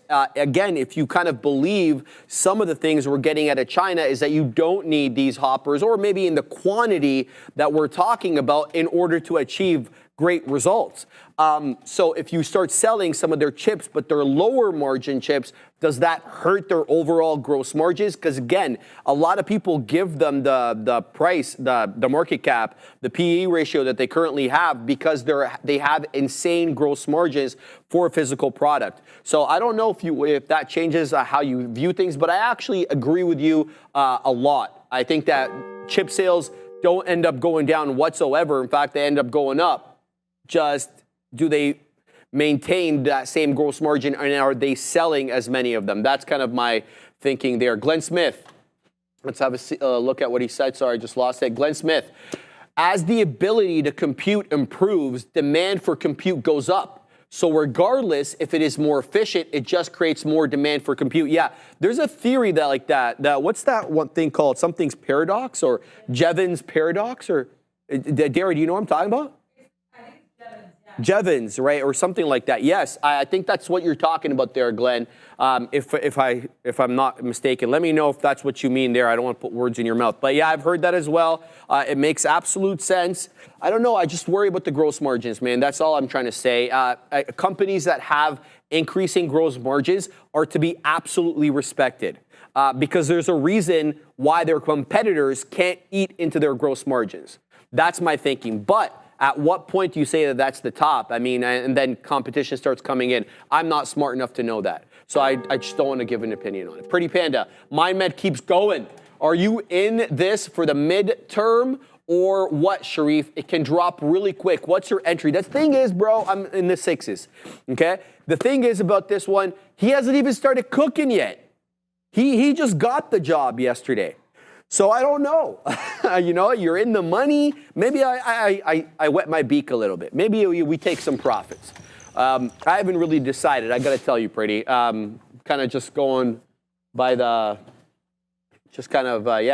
freestyling, so to speak. Clear investing. What do you think about INOD, Joseph? IOND? Yeah. Let's take a look here. IOND. Jevons paradox. Thank you, the Piper. Sorry, give me the ticker one more time. Yeah, I'll tell you in 1 second. Yes, INOD. INOD. You got that? Yeah, I pulled it up here. We'll take a deeper look into it as well too, and see what we got going on from an overview standpoint. We're going to talk a little bit about Carvana as well too. Havana Witty's been looking forward to that, so we'll touch on that because he sent me something on a short report on this name, and I just want to see what's going on because it does have earnings next week. Okay, so here we go. INOD, Innodata Inc. Market cap about 1.4 billion. Is a data engineering company. The company segments include digital data solutions, Synodex, and Agility. The DDS segment provides AI data preparation services, collecting, creating training data, innovating trading, and training AI algorithms. Okay. Very interesting. A lot of AI in the description, so that's good. And that's that's right. That's what people want. It doesn't even matter. Okay, so yeah, from a daily perspective, Sharif, this looks really good. Really big breakout candle. We're gonna just do it from a technical perspective because that's all I can give you. We're doing it live. Breakout supporting it. That volume supporting this move. Solid consolidation phase here. You can see this channel formed on this name, and then it just breaks through it beautifully with that volume supporting it as well too. I would stick in this name, especially on this breakout volume. That would I would classify that as a genuine move. So hold on to this. If you're in this name, if you break through and head back into the middle of the range, that's what I would be weary about. So that's where you'd want to set your stop loss. If you're heavy, that's quite a hefty risk to reward. But this is something that you want to look at. Nice volume here, and the volume on the daily perspective is dwindling on this potential pullback. So broke the channel, looking really, really good here on INOD. Now let's pull up Carvana because I want to talk about this as well. And I was just pulling up the expected move on this name to see what the options market is pricing in. This thing has absolutely been on a tear. I remember trading this name all the way down here in the 10s, and then how to put in a recovery with this is, I don't know how a stock, I don't think I've ever seen a stock recover quite like this, Sharif. It's insane. Yo, yeah, I don't think I've ever seen it, to be honest with you. So I don't know how you go from the depths of hell to all the way over here to new all-time highs in Carvana or close to it. We broke through that pullback.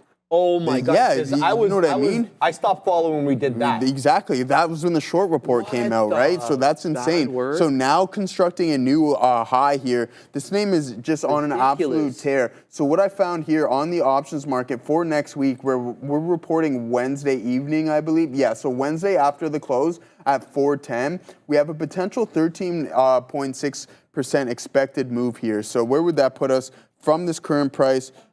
13. Okay, so that's going to put us way up there in the threes there, guys. So on either end of that, we'll see what we got going on to the downside as well. So around 242. So you can recover, you can give back a lot of this gains that we put in, but then you can also just continue to soar and potentially test those all-time highs here in CVNA. Let's see what Adair is up to. Keep an eye on RXRX. So I was wondering where this one was moving up earlier. Looks like apparently SoftBank has a stake in the company, according to filings. This was, of course, came out earlier today, but it's circulating again on social media now. So Recursion Pharmaceuticals, which also has an NVIDIA connection, NVIDIA's invested in this name in the past. It's RXRX certainly on watch here with a SoftBank investment, guys. Back to you, or position. Back to you.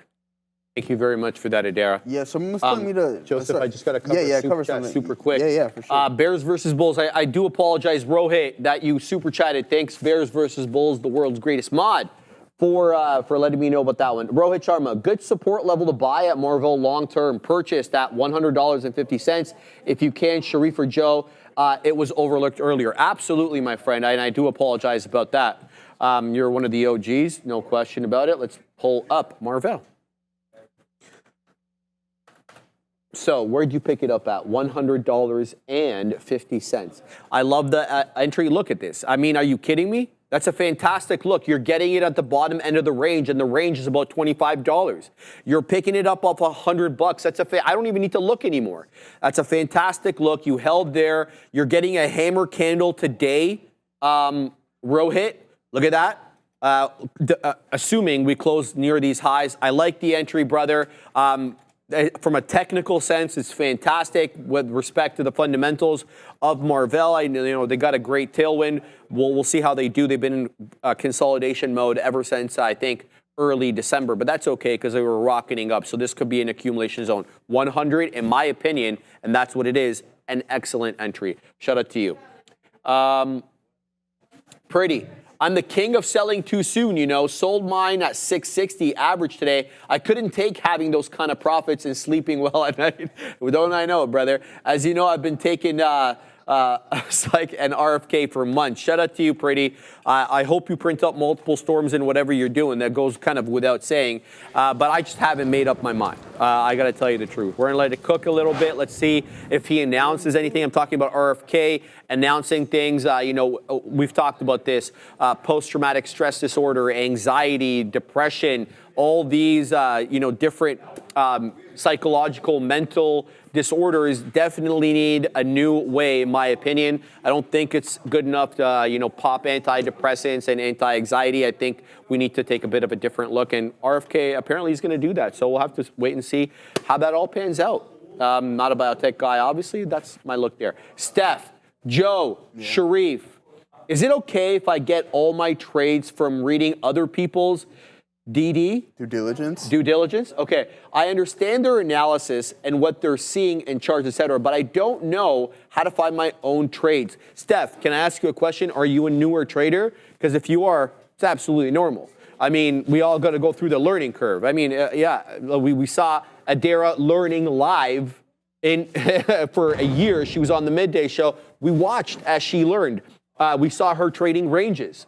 And then, you know, she kind of got away from ranges, and now she's really focusing on spready stocks. So, you know, let me just ask you, are you, number one, are you intraday trading? It sounds like you're doing more investing or swing trading because she's doing due diligence. Yeah, that's obviously more fundamental. So get back at us, Steph. Would like to hear what you have to say about that, and then Joseph and I'll comment. Yeah. I mean, again, it's an experience thing. Eventually you will. You're following it seems to be like you're headed in the right path, right? You're doing your due diligence, you're reading things. Now it's up to you to start working on your executions, right? It's essentially a trial and error thing. That's what trading is. It's a lot of rinse and repeat. You got to refine things. Okay, what's working? What isn't working? What do I feel comfortable with? And then just look to just grow on that, right? It's so much. It's years of trial and error, and that's one thing I think is underestimated in this game is that you think that you can hop in and then you're going to understand everything right away. No, you're learning every day. Every day I learn something new. Every day I try to just grasp. It's the 1% better rule that everybody around here says is like every day just try to get a little bit better.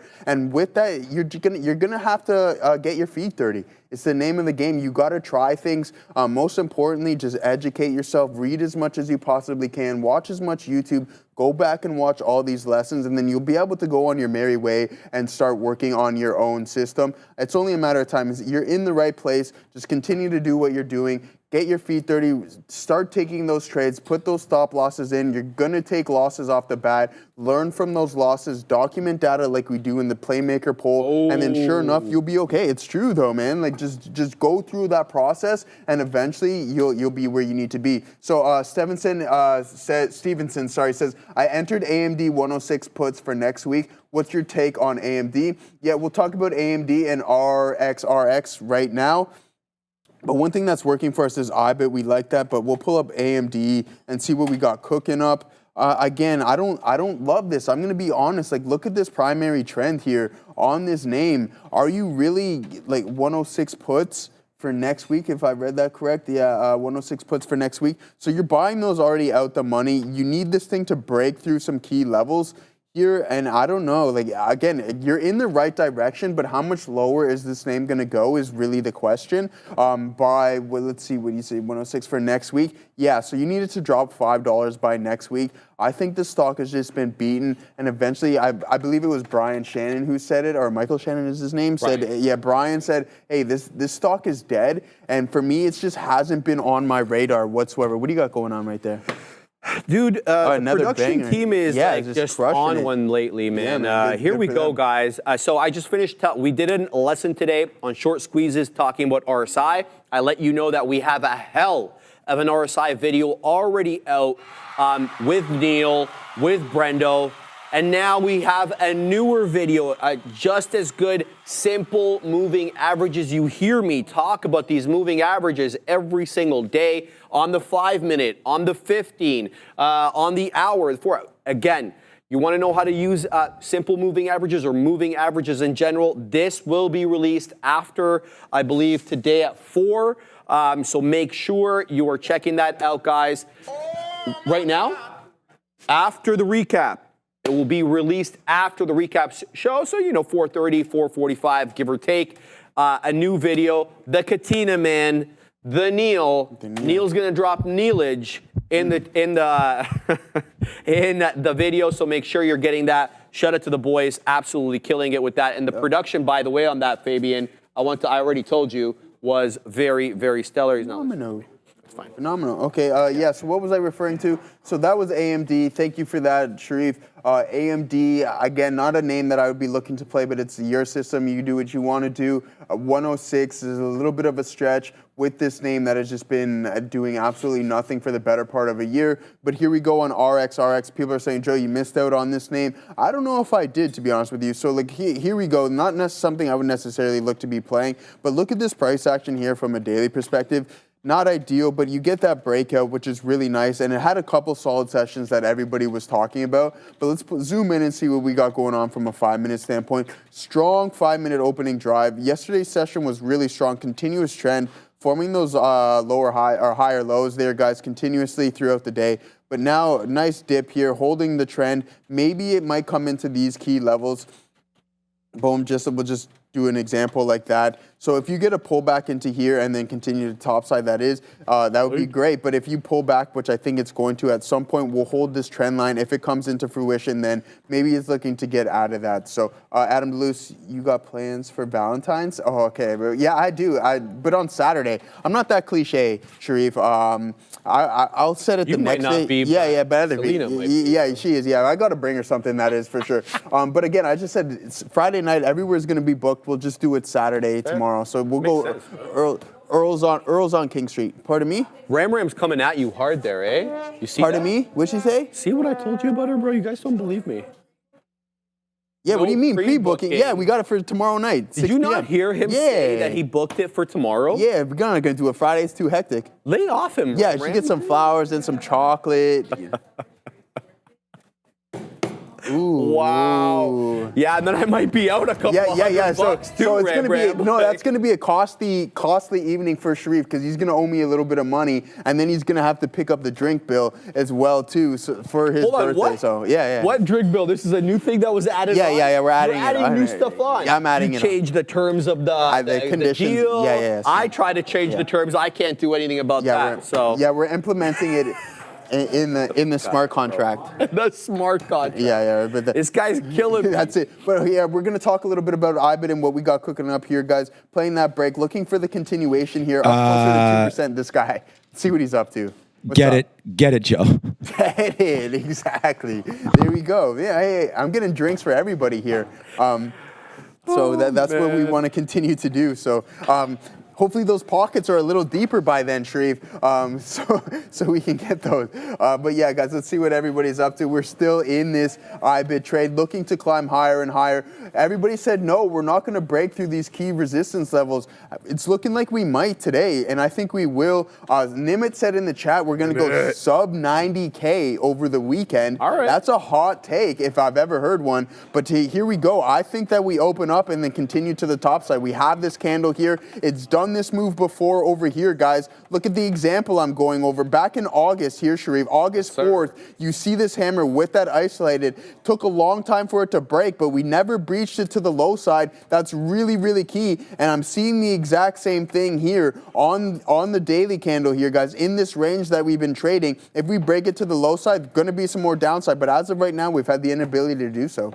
All right, there's no small cap gappers that are tradable under my system at the moment, so we're going to have to look at something else. I'm going to start looking at these large caps, which I haven't been looking at all day. I'm still involved in ALLO. It's come back down below $2. It's still kind of dancing in this consolidation area. I've moved up my stop, so it was in the 80s. Now I've moved it up into the 90s. Let's see if it can take $2, that is. Otherwise, we'll just get stopped out of that. But I'm not liking a whole lot right now. I got to tell you the truth. I'm thinking about going along the dead one Apple because it keeps bouncing off this area in 243 and a third, 243 and a half. Let's load up AAPL on the trading screen over here. I mean, I really can't find much going on. I know SMCI is rocketing up 10%. But it's also just bouncing off VWAP with lower highs as well. So I'm really unsure what to make of that. Here's the look on Apple. Let's throw the 5. This is kind of what I'm talking about over here. Bounce at that level, bounce at that level. Now we're right back at this level again. Do we hold? Let's give it the old community college try and see what we get there. We're gonna go long. We're gonna give it to 243. There's nothing else to trade. It can't just sit on my hands, right? So we're gonna give this one to let's just say 18, so 243, and then we'll go down to 13. So that's the look right now. Where are we long? 46s? Okay, that's all right. We'll hang out at the $0.50 or so, a little bit higher, obviously, than the $0.50. So keep an eye out on that. Looking for possibly Apple to bounce here. Got a bunch of tags from you guys. We'll get to that in a second, but we got to pay some bills. Got to pay some bills, guys. Firefly, with an FDA-cleared proprietary database of over 77,000 brain images, Firefly is transforming healthcare with AI-driven diagnostics, providing a clear data-backed understanding of brain health. After more than a decade, over $60 million investment, Firefly is advancing the commercialization of its brain network analytics. Get it, BNA Firefly. Platform, bringing the technology to clinicians and pharmaceutical partners. Firefly is enhancing the diagnosis and treatment of conditions such as depression, dementia, anxiety disorders, concussions, and ADHD, while also accelerating drug discovery and early screening for conditions like Alzheimer's. Firefly. That's the one there, guys. You can see it revolutionizing brain health right there. That's fantastic. That's fantastic stuff. All right, there. Here's the deal. Daniel T., what is with the dress code today? You look like you're ready for sailing, and Sean is ready to hang out with Fresh Prince. Bang. What's it your business, bro? I'll come here wearing what I want. Oh. I'm playing. Yeah, what are you wearing? What are you wearing? Yeah. I'm playing, man. We're having a good time. I'm being angry for the sake of being angry. Obviously, for effect. Yeah. We need to get you some chocolates, man, for Valentine's Day. I know, bro. It's all good. Pretty Panda, I'm in the EU, and I've been drinking. However, I'm watching STI at the same time. I don't know if that's a good idea, brother. Put away I know it's Friday. I know it's Europe, right? So it's after 5 o'clock likely. So yeah, okay, fine. Just, small share size or nothing at all. That's what I'd say to you. Rohit, look at JTI. Perfect setup for me. Okay, brother, I've been looking at JTAI all day. It is below VWAP. It's going to have to get above $6.50 for me to get involved. We're talking about JTAI. Let me just cover this one for Rohit super quick. Because this one is not to my liking, my man. Despite the fact that it's a huge winner on the day, it is not trading above VWAP right now. Let's throw it to the 5. Yeah, so 650 is the volume weighted average price. It hasn't even been respectful of VWAP on the day. I mean, it has area troughs below it. So I'll keep my eye on it, no question about it. If it takes out 650 on a closing basis, we'll get involved. What's the pre-market high? I already got above the pre-market high after the bell, so that rule has already been taken care of. So shout out to Rohit, but that one not for me at the moment. It's got to set up a little bit differently. Gorev. Sorry, one sec. Let me just get to Gorev. I'm looking at Apple 2 for the long up confirmation. We'll see, my man. It's not forthcoming. It's zagging. I'm getting it in at what I perceive to be a key area of technical support. If it breaks down, it breaks down. That's just the way it is. I'm upset, Sharif. Got ghosted by my own brother. What does that mean, Adam? Yeah, what is I didn't ghost anybody. Unless you're not talking about me. No. You're talking about Katina, man? You ghosting Adam? What's going on over there? Yeah? Maybe it's his actual brother. Maybe it's his actual brother. Profound idea.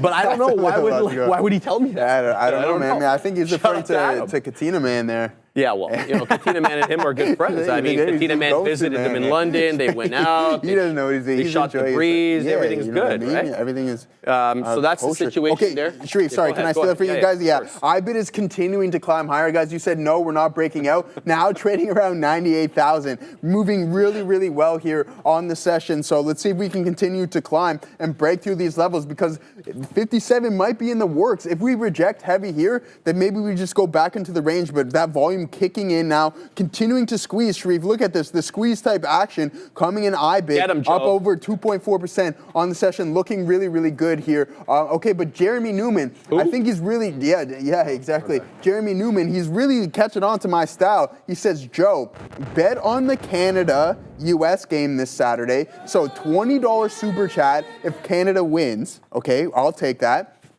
or I have to do 5 stock analysis if USA wins. I said, done deal, my guy. $20 for a couple stocks of analysis. I'll take that bet any day. Much appreciated. And well, yeah, I mean, it's a good bet. No, I think we got to take that one for the $20 super chat. And I don't think, I was just looking at Sidney Crosby's statistics. The guy hasn't lost on Team Canada, essentially, so I don't know if we're going to lose there. They just blew out Finland, but that's okay. Yeah, they just blew out Finland like 6-1, so that's not the best look, but here we go. Guys, yeah, continuing to climb on iBid. This thing is absolutely going parabolic. What a move in this name so far. I didn't think we were going to get the breakout, but we were sitting in the perfect range and now sitting going close to on top of that range here, Sharif. Let's see if we can continue. All right, we're taking some profits here on AAPL. It's moving back up. I wet my beak there a couple times. Now I'm waiting at 75s and then I'm waiting at 90s. So we'll see if we can continue to move up. AAPL, shout out to Adam, man. You're killing me, brother. OG. Let's see what else is going on. RC. Sharif needs a Snickers. He hangry. Oh, I'm okay. I'm okay right now. I'm okay. Got the food in the back there. Don't worry about that. What else we got over here? Los Palos Hermanos. It's all good, man. I have a pint. Yeah, all that's right, a good one. Do you get it? Do you get that one? Yeah, so what's it called? Better Call Saul. Yeah, Better Call Saul. But Los Pollos Hermanos was Gustavo Fring's restaurant in Breaking Bad. So I did not know that. I watched one episode of Breaking Bad. What? Yeah. Got the fail there. Yes, Andre, only one. I started with the first episode, and then I never watched after that. I need to finish it. Dude, I have so little time, Andre. The little time that I have, I want to do Duolingo so that I can out-duel Ramram. So she can come nowhere near me. By the way, I got to show you guys something. Petty is Ramram's middle name. And I will show you why in a second. Oh, no. Yeah. She changed her name. No. So on you guys Duolingo so you guys to spite me. Yeah, that's so I'm gonna show you guys that in a second. But do we have anything with the dare? I thought we were No. We're here. I can take it over here. Let me pull it up here on iBit, guys. Again, look at this name now, 2.6% on the day, continuing to climb higher. These big names are also continuing to move. Pulling back is the SPY. Let's see if we. Let's see if we can go and touch the VWAP on the SPY. It is lagging its peers, and with that, we got to break it down and say, like, hey, what's going on? Is XLF weak? Let's take a look at the financial sector. Which I think is one of the top performing sectors. So yeah, not doing too much here, Sharif. A nice gap up, just holding some key levels, but price really starting to condense here in XLF. I'm curious to see which way it breaks. Here it is, Joseph. So so I'm just minding my own business, Joseph. I wasn't doing anything to bother anybody. Yeah. And, I just log into my what's it called? My Duolingo. I'm doing my Mandarin lessons of the day. We're advancing. We're doing well. Then this pops up. What's that? This woman, look, Sharif is a hater, earned total 250 XP. Those are points. This woman changed her name to spray me. I being the person that I was, I gave her that high five. Give her a high five, yeah. I hit that high five. I gave that high five. Shout out to Ramram. No, girl, I'm proud of you. 250 XP. Uh-oh. She's coming over here. Stay clear. Stay clear. What about me? All right, we're having a great time. I think we gotta go to Adair at the we're gonna see what Adair's up to. Yeah. Keep an eye here on UNG and Boyle. Basically, I'm seeing apparently Donald Trump is set to approve a gas export project after lifting a pause that was placed on it by previous President Biden. So not really sure what that means for these, but either way, you see gas and oil. You want to check what these stocks are doing. A little bit of volatility in both Boyle and UNG. Back to you. Thank you very much for that, Adair. All right, we wet our beak there in the 80s on Apple, so we're nicely in the money here. Now I'm going to wait for a 244 break. That is the midpoint of the range on the dead one Apple. And the only reason I got in here, I don't trade these large caps often, but I kept seeing this range come into play on AAPL. I'm talking about that 23, 40-ish range. It seems to have a buyer in and around that area for whatever reason. Now, if you're looking for the breakout trade, you might have to wait a little bit because what we're getting is lower highs, right? With this area crest over here at 245, then when we popped back up off VWAP. The best we could do was about 244.5, and now we're south of 244. But here comes 244.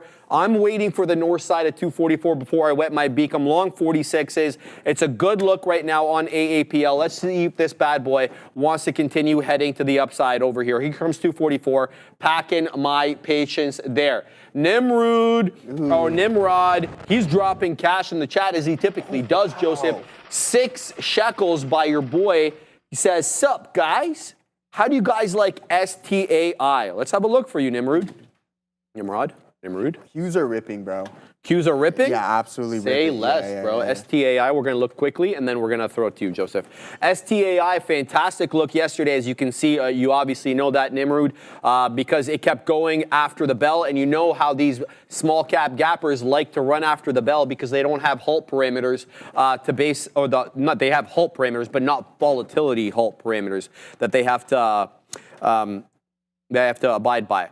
So today, we're not getting much. Right, we spiked up at 4 a.m. We got up to 310, so we're below the pre-market high. If you don't want to use that 4 a.m. print because it's a little sus, well then you're looking at these two over here. You have a top there at 7 and a top there at 8, both are at 270. So I don't touch STAI until it clears that 2 3/4. In addition to that, Nimrod, it's also below VWAP. So breaches both my rules. I stay away from this. It's up 23%. It's holding yesterday's closing print, which is technically the low of the day, right at that $1.70. Shout out to you. You probably had some great trades on it yesterday. Maybe you have some today. Maybe you got it from the low there. But for me, it's a no-go. I hope that helps, Joseph Wilson. Yeah, good look there. We got another $5 super chat here from ChatGPT. Now I'm backing Joe in the push-up challenge. Smart money, my guy. Who has seen Breaking Bad? You guys are both going to lose your money on that. All right, both man. Hey, man. You better bring it, bro. We're bringing the heat, man. I'm practicing. You're pushing. How many? All right, so let's be real. Right how much you cleaning? In a row? Yeah, in a clean. A 75 in a row. All right, yeah, I'm in trouble. I'm in trouble. Yeah, I'm a little bit in trouble here, so I better bring it here. I think 100 is that target there. Yeah, that's what I figured. And in order for me to beat you, I probably got to go north of 100. I'm only pushing 50 clean in a row right now. It's not bad, right? It's right. So again, we're gonna have to pick it up. I don't know. I might have to do it. I might have to do cheating. Yeah, exactly. We got the crypto thing. We got the crypto thing. The push-up thing. Coming in. So everything interesting. Yeah, so maybe we'll get that going when I get back here. But guys, let's really talk about what's going on here in IBIT and the overall market, because we're just going to the top side. It's not stop. I don't even see a red candle. Well, I'm being sarcastic. But in the past 5 minutes, there's been no red candles here on the 5 minutes. So sorry, in the past hour or so, since 12:30. So half an hour, no red candle whatsoever, just continuing to the top side, running into that resistance zone. But let's also take a look at the Qs and see what's going on with that. Nice breakout, that volume supporting the move here, pushing through VWAP with extreme momentum. We like that. So I pulled up NVDA to see what was really dragging it higher. It is trading above VWAP, but nothing crazy in order for it to go parabolic like that. Apple is stagnant around VWAP as well too. Let's take a look at Meta and see what Meta's up to. Yeah, still kind of creeping in around those all-time highs. And we'll take a look at Google to see what's going on with Google. Yeah, not doing too much. I talked about Google quite often.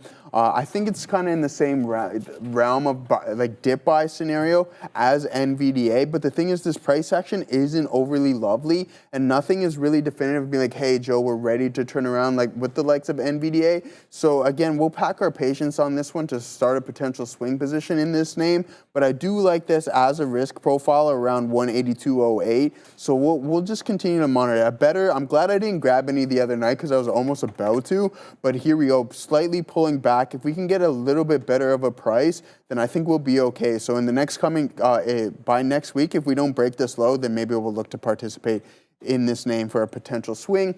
So yeah, let's see what else everybody else in the chat is up to. Can you put whatever you're looking at in the chat? BBAI, yeah, sure, we'll take a look at that for you.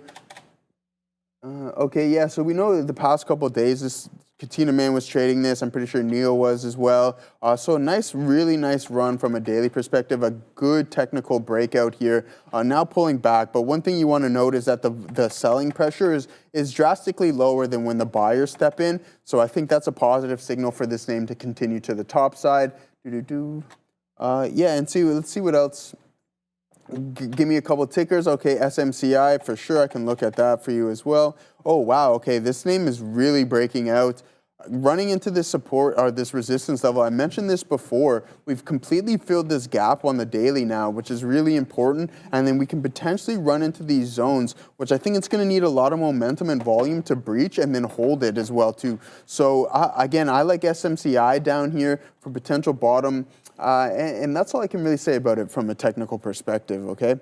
Yeah, I'm going to pull up one thing up here, one more thing here, Sharif, and then I'll send it over to you. Great. And that's the Qs. Again, just really, really strong price action. I like this name. I like this ETF. We usually use the TQQs. It's a leverage product, but the SPY is really, really not following it. So again, if we break that high a day, maybe we get a little bit more squeezy. I know we're not too far off the all-time highs in the NASDAQ.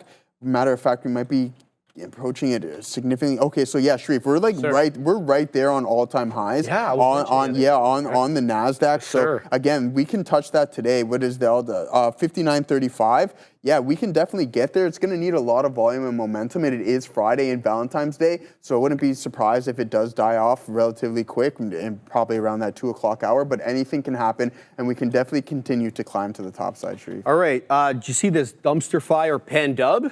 It's coming back. So interesting here. It's coming up into that 197 area. I was thinking this is an interesting short at around 196 because that's where we kind of topped off there in the pre-market. But it's continuing to go. Apparently, Stephanie Link says she bought more on CNBC. I'm gonna tell you guys personally, if this touches 200 anytime soon, I'm out. I'm getting out of the entire position. This is my second largest position in the swing account. And I don't really want to put up with the volatility anymore.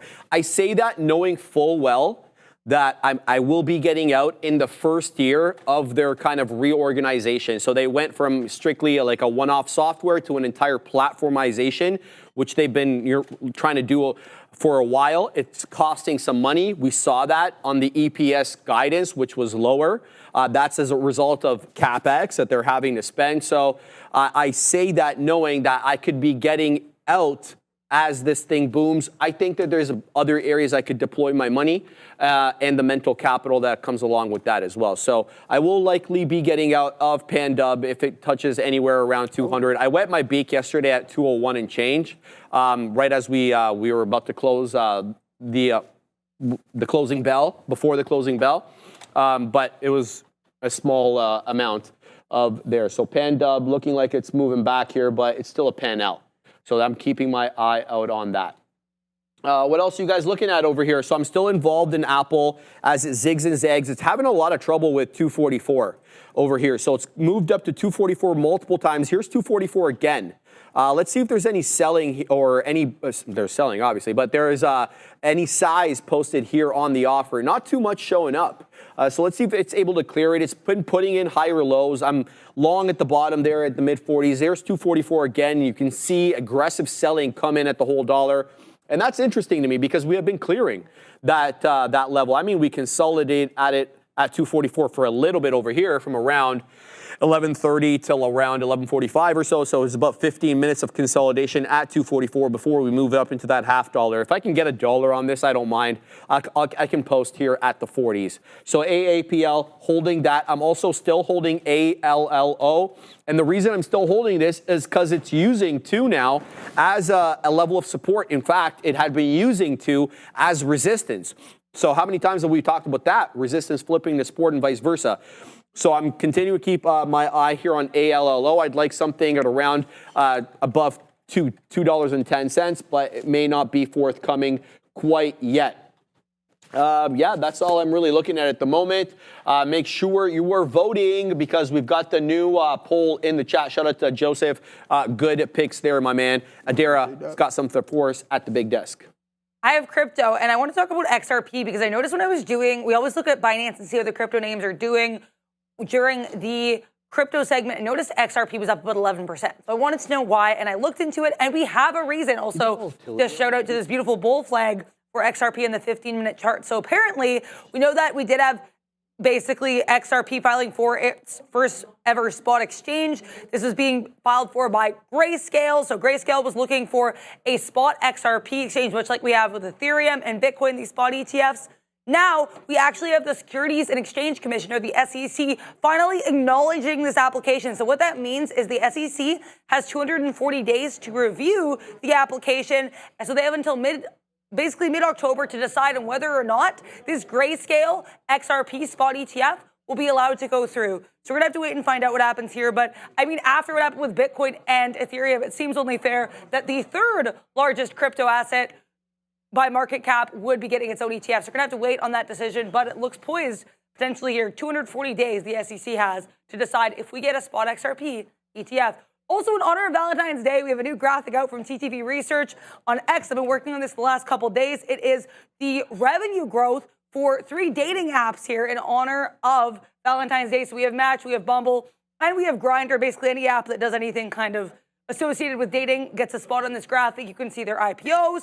You can see when Match Group was added to the S&P 500. You can see some CEO changes. You can check this out on X at TTV Research. Guys, back to you. It's a good look there, Dara. Good look. That's all I got to say about that. But, information Sharif, and pictures. You know what time it is?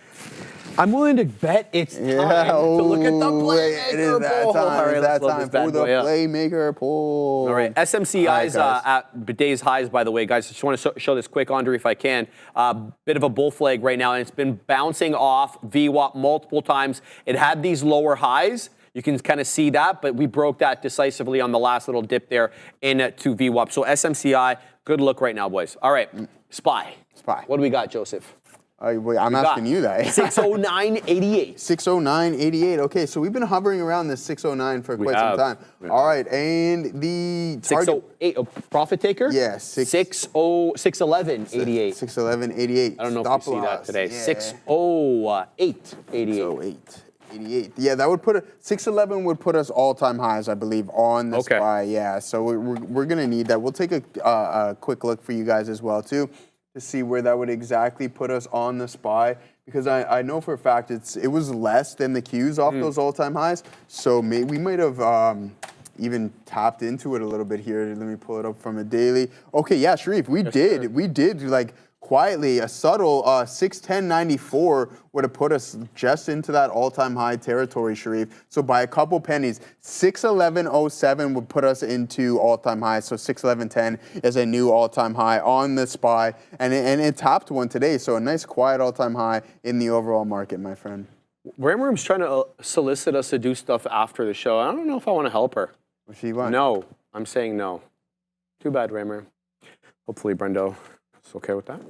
Okay, Apple's going, baby. Bang! We're not taking anything out here. I'm going to continue to wait. Let's see if we can get that dollar banger on Apple. I'm going to be waiting in the mid-40s. We're long 46s. Now I'm seeing 10s, 15s incoming. The mid-40s, I think that's a reasonable area to wait. I might even take it a little bit below that just to secure the bag.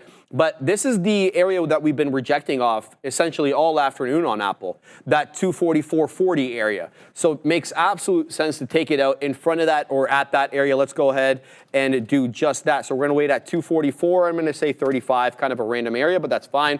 Again, that takes me to the top end of the range here on AAPL. Good bounce off that predictable 233.44. So we're locked in a dollar range, and we have been since we gave up or we rejected 245. I mean, we did our best to get up to 245.05 is the high of the day, but then the selling came in. So AAPL looking to take it out in the mid-30s. Okay, here comes 30, so we may not have to wait long. Okay, well, it rejects a little bit there. Popped up into 29s. AAPL now up about 1% or so. Good look there. As I see as well, on the side chart, NVIDIA's curling up. The future is almost at the high day, Joseph. So the future, the NQ March contract, we're about to get to 22,171. That is the high of the day. We're awfully close. I believe we're like 5 points off that. NVIDIA is spiking up as well. Nice curl up by the monster NVIDIA. Let's bring in the Mag 7 over here and show exactly what we're talking about. Wow, Netflix is going to hit 1,100. Wow. Netflix, when are you going to split, bro, so that we can start trading you? NFLX, man. Wow. Okay. Stop digressing, Sharif. Focus. So NVDA, Joseph, looking to curl back into that 138 and a third. That is the high of the day. Great move here, and a nice rounded bottom south of VWAP, mind you. And they took VWAP like it didn't even matter. Say that again. Dell is moving here, says the Katina man. Let's have a look at what he's talking about. Let's load it in the side chart over here. DELL is the ticker. Can you believe that? DELL for the ticker? Oh, what's going on there, Adara? Something's afoot here. Oh, whoa. Whoa. I don't have anything. Okay, so we're going to Adara. Keep an eye here on DELL. I apologize for eating some salad.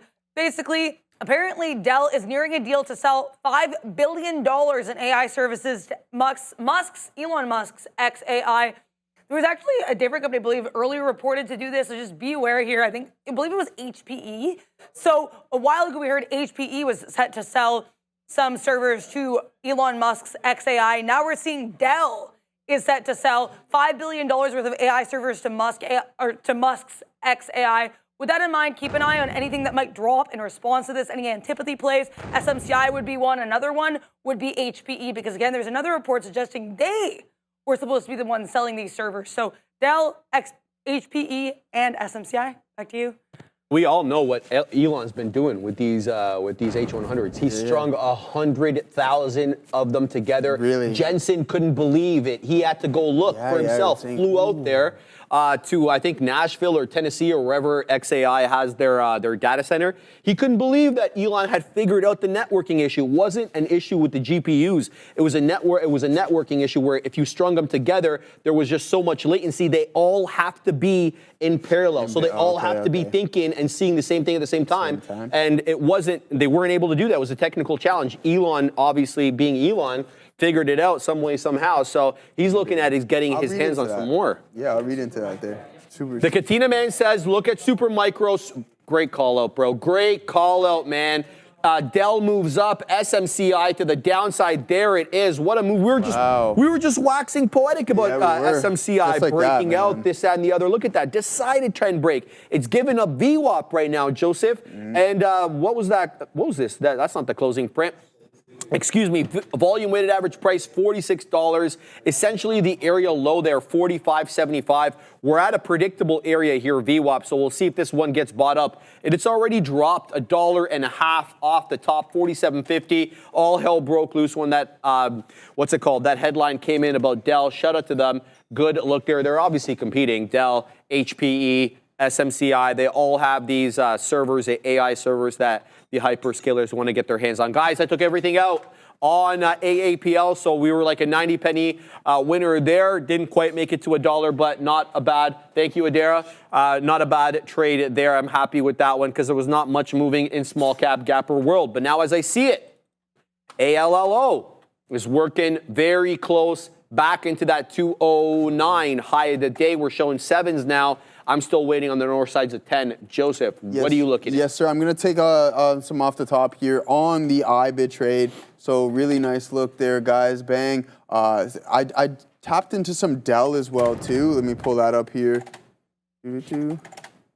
Yeah, that's not really working. Starting to come in, looking for that 5-minute orb style of trade with that continuation to the top side. And it's starting to really pull in. So if we break lower, didn't grab too many because, again, it's a chase up here all the way at the highs. But, again, let's see if this volume dwindling in this pullback is a positive signal. We can get out and get back in if we're going to look to take that second leg higher. So that is Dell.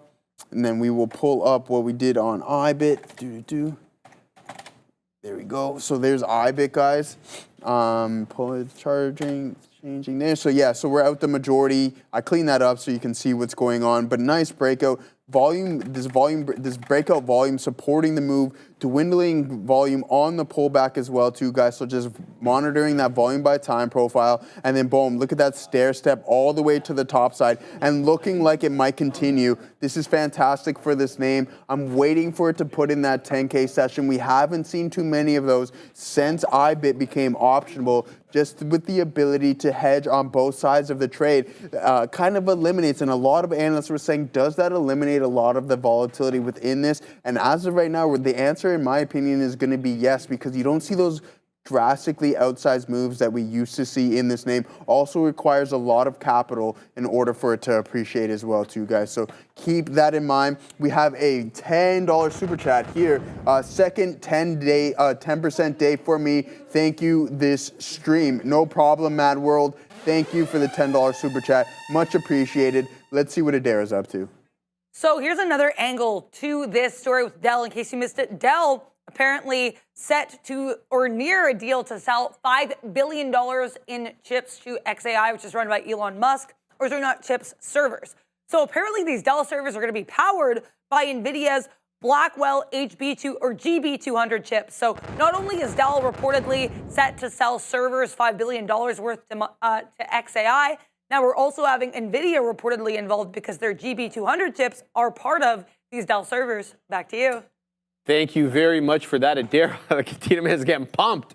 All right, shout out to ChatGPT. Really appreciate the $2 super chat, my man. Thank you very much. I would like to be able to give you more than this simple response. Is that PA or POAI, which is what you want me to look at there, is done almost nothing on the day, brother. It's done 192,000 shares and it's $1.61. So. Yeah, small cap, runs hard, daily primed in, average of $1.40. You're in the money. You're 20 pennies in the money on $1 and change name. That's a fantastic look. But if you're asking someone to day trade this, it would be very hard. You can go periods here, like 5-10 minutes, with no change in price taking place. That isn't a glowing endorsement for liquidity. So I'm going to have to steer clear of this name. But what is this? Let me just talk about it for a second since you were nice enough to give a super chat. Predictive Oncology is a knowledge-driven company focused on applying artificial intelligence to support the development of cancer therapies. Love the headline or the look there. The company operates through 3 segments: Pittsburgh, Birmingham, and Egan? Agan? I don't know, man. Pittsburgh segment provides services, which includes application. Okay, so they're AI and they're cancer therapies using AI. Great headline. I mean, fantastic, but not much that it's doing right now on the day. So I'm going to have to steer clear of this one. But good luck for you if you're 20 pennies in the money. Who can complain about that?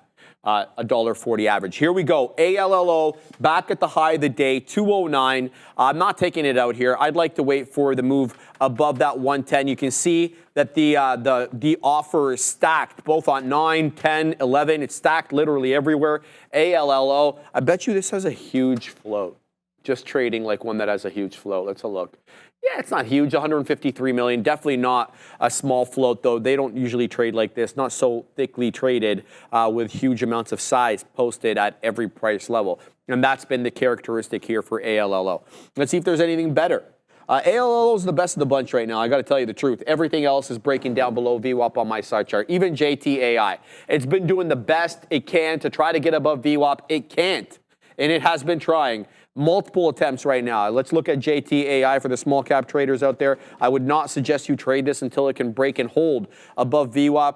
We kind of dropped down into that, I want to say, predictable level at $5 because we had bounced off it before. And then we were working now into 6.5. Best we could do is that 675. But I've seen this story before where it lures you in with its higher highs and higher lows and its break of VWAP only to drop back below VWAP again. So I've seen this story. It's going to have to get above and stay above VWAP with some decisive closing candles. To me, these currently are candles of indecision at around VWAP. So if I miss out on the trade, I miss out on the trade. But I've been through this song and dance before where it turns back against me. So I don't want any of that smoke. Let's flip back to the large caps because we're going to keep looking at those now because I've got no small caps to trade. Let's bring in the Mag 7 over here and have a look what's moving. All right, so the best of the bunch right now, you got to say, is around Meta. So is it the best of the bunch percentage-wise? Well, Meta and Microsoft, they're going back and forth. They're both around 1%. Netflix is not a Mag 7 name, obviously. It's up 1.25%. And then the monster NVIDIA. That one is up 1.5%. But I'll submit to you guys that the chart, the best looking chart is this one right here.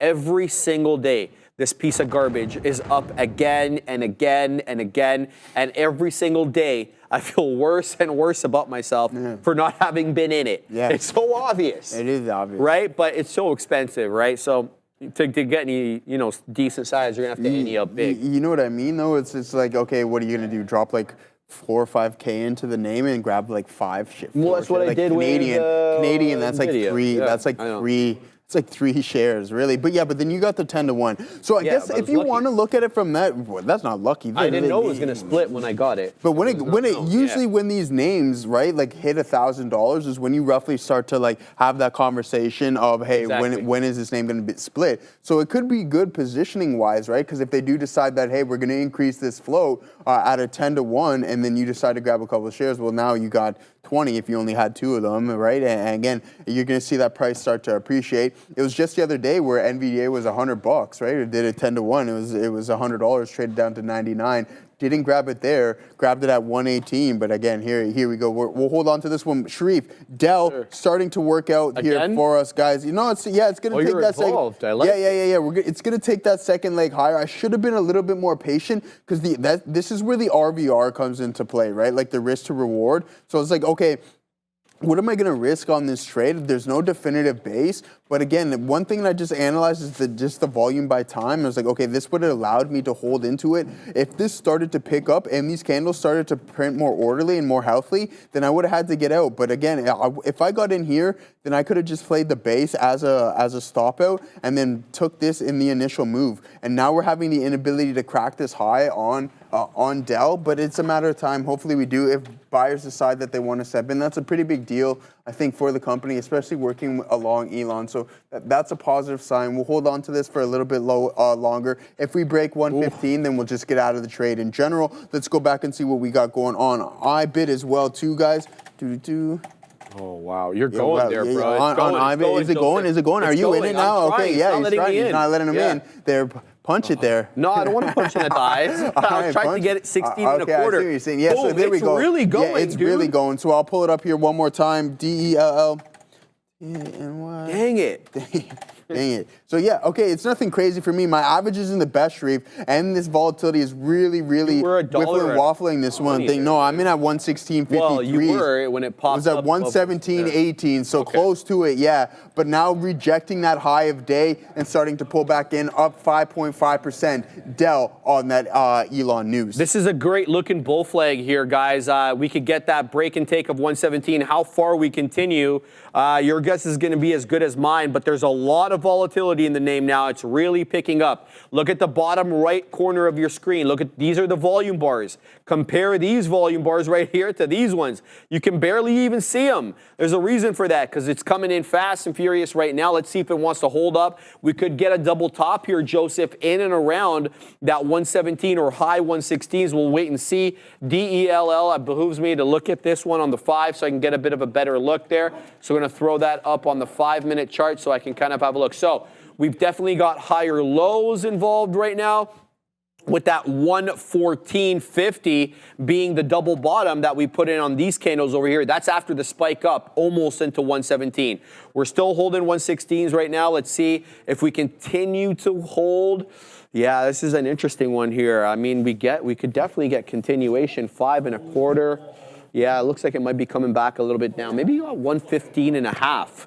At least that gives me a bit of a better entry. That's exactly what I'm going to do. I'm going to go 115.55. Let's put in a dip trade in and around there. Maybe we can get something off there, and then I can give myself a really tight stop into that 115 level. We'll see. We'll see what we get, and we will not get upset whether we get filled or not. So Dell, 5 and change right now, coming down into possibly my entry. Lots of selling right now on Dell. I'm waiting at the $0.50. I got filled there at the $0.50. We're long 55s. Let's throw out some orders for the scalp. If we can get some scalps. Oh, yeah, boom, to the high side. Let's throw out some more. See if we can get a nice pop up off that $0.50. I'm waiting at 75. Show yourself. There we go. Now we get the fills. We got all the fills, Joseph. Now I'm waiting at the top side now for that 116 break and take. We're long $0.50 right now. There's a buyer coming in at 82s. He just got smoked. And I just broke down below my entry, so we're going to flatten out there. So we took, nice 50 pennies on it super quick, but it came down into my entry. We'll zoom in a little bit more. Yeah, you can kind of see that, but a little distorted because of the wide range price action from 110 to 117. So Dell defending 115. I'll get back in if it defends this level.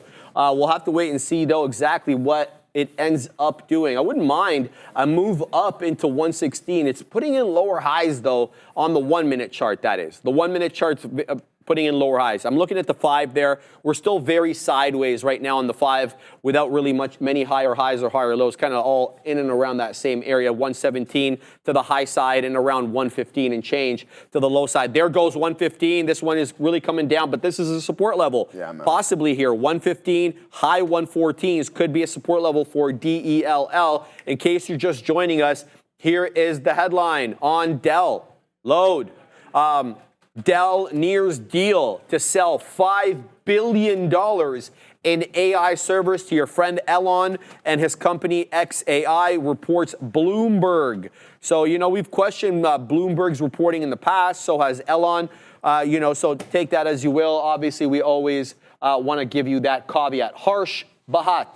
SoFi on the bottom curve, trending up, question mark. Let's have a look. Load up the bad boy.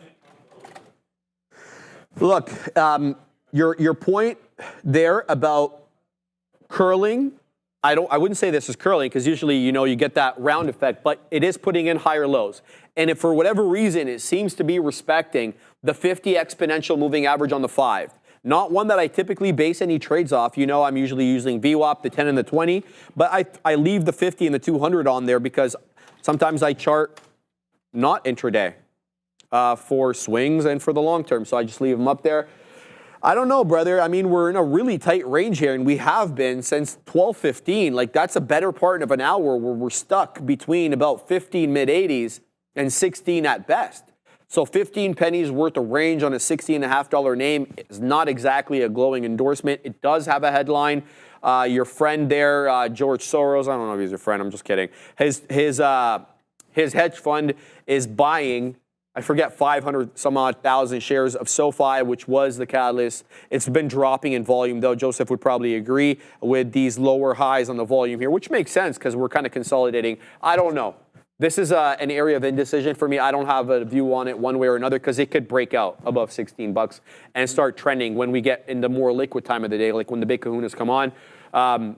That power hour, you could have a lot of market on close orders come in. You'll have to keep your eye on the order imbalances. The big kahunas will always show you that going into the close. So SoFi for me, not right now, but maybe it pops. Yep, I think so. That consolidation phase is kind of doing the same, mimicking what Apple's doing as well too. Not like they have any correlation or anything along those lines, Sharif, but it's the same type price action. So you can see that 5-minute opening drive was really strong. So for all those 5-minute orb traders, that's an ideal play. You get a high of a 245.07-ish, roughly we'll call it 245 flat. But then you just enter this consolidation phase. So I think it's a matter of time until it breaks. It may not even break today as well too, guys. Take into consideration it's Friday and it takes a lot to move this stock, right? Like a lot of capital needs to flow in, really high float.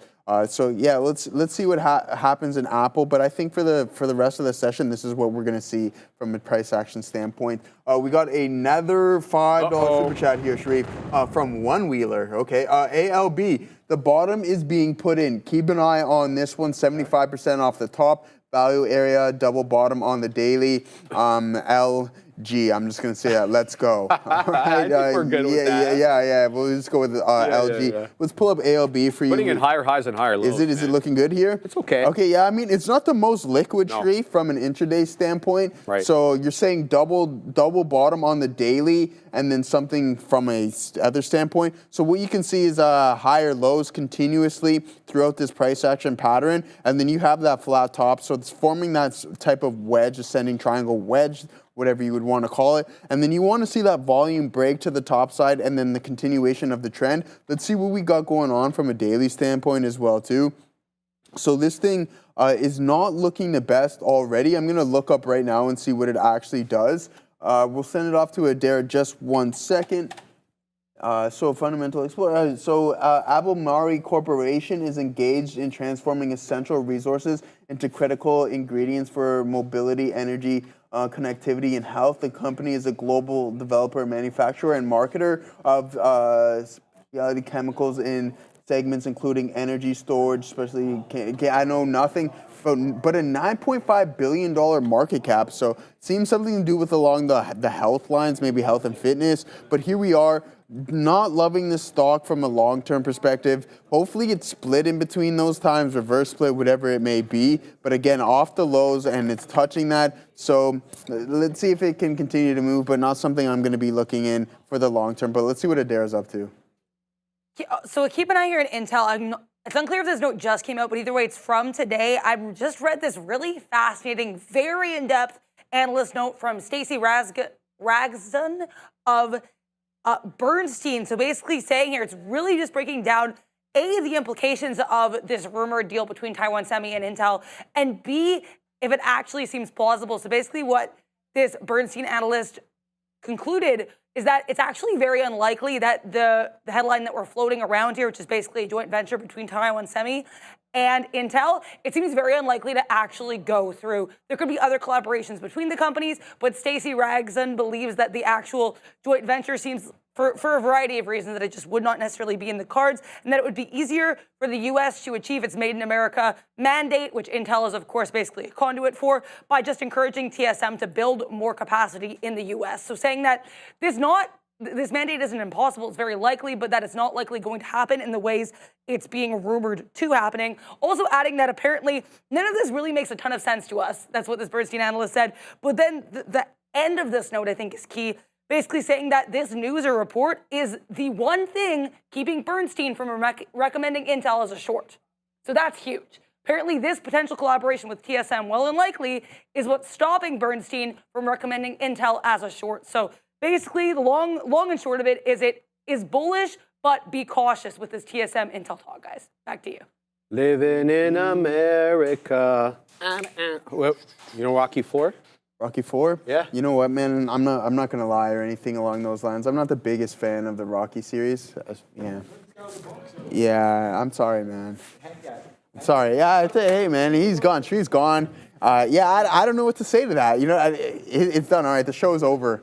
That's all it is. My guy left. We got Katina, man. He's out the door. He's like, whatever. See you later. Hey, man, Sharif, he's gone. He's gone. Hey, man, I'm gonna be honest. I'm not gonna lie. Like, again, it's a little out.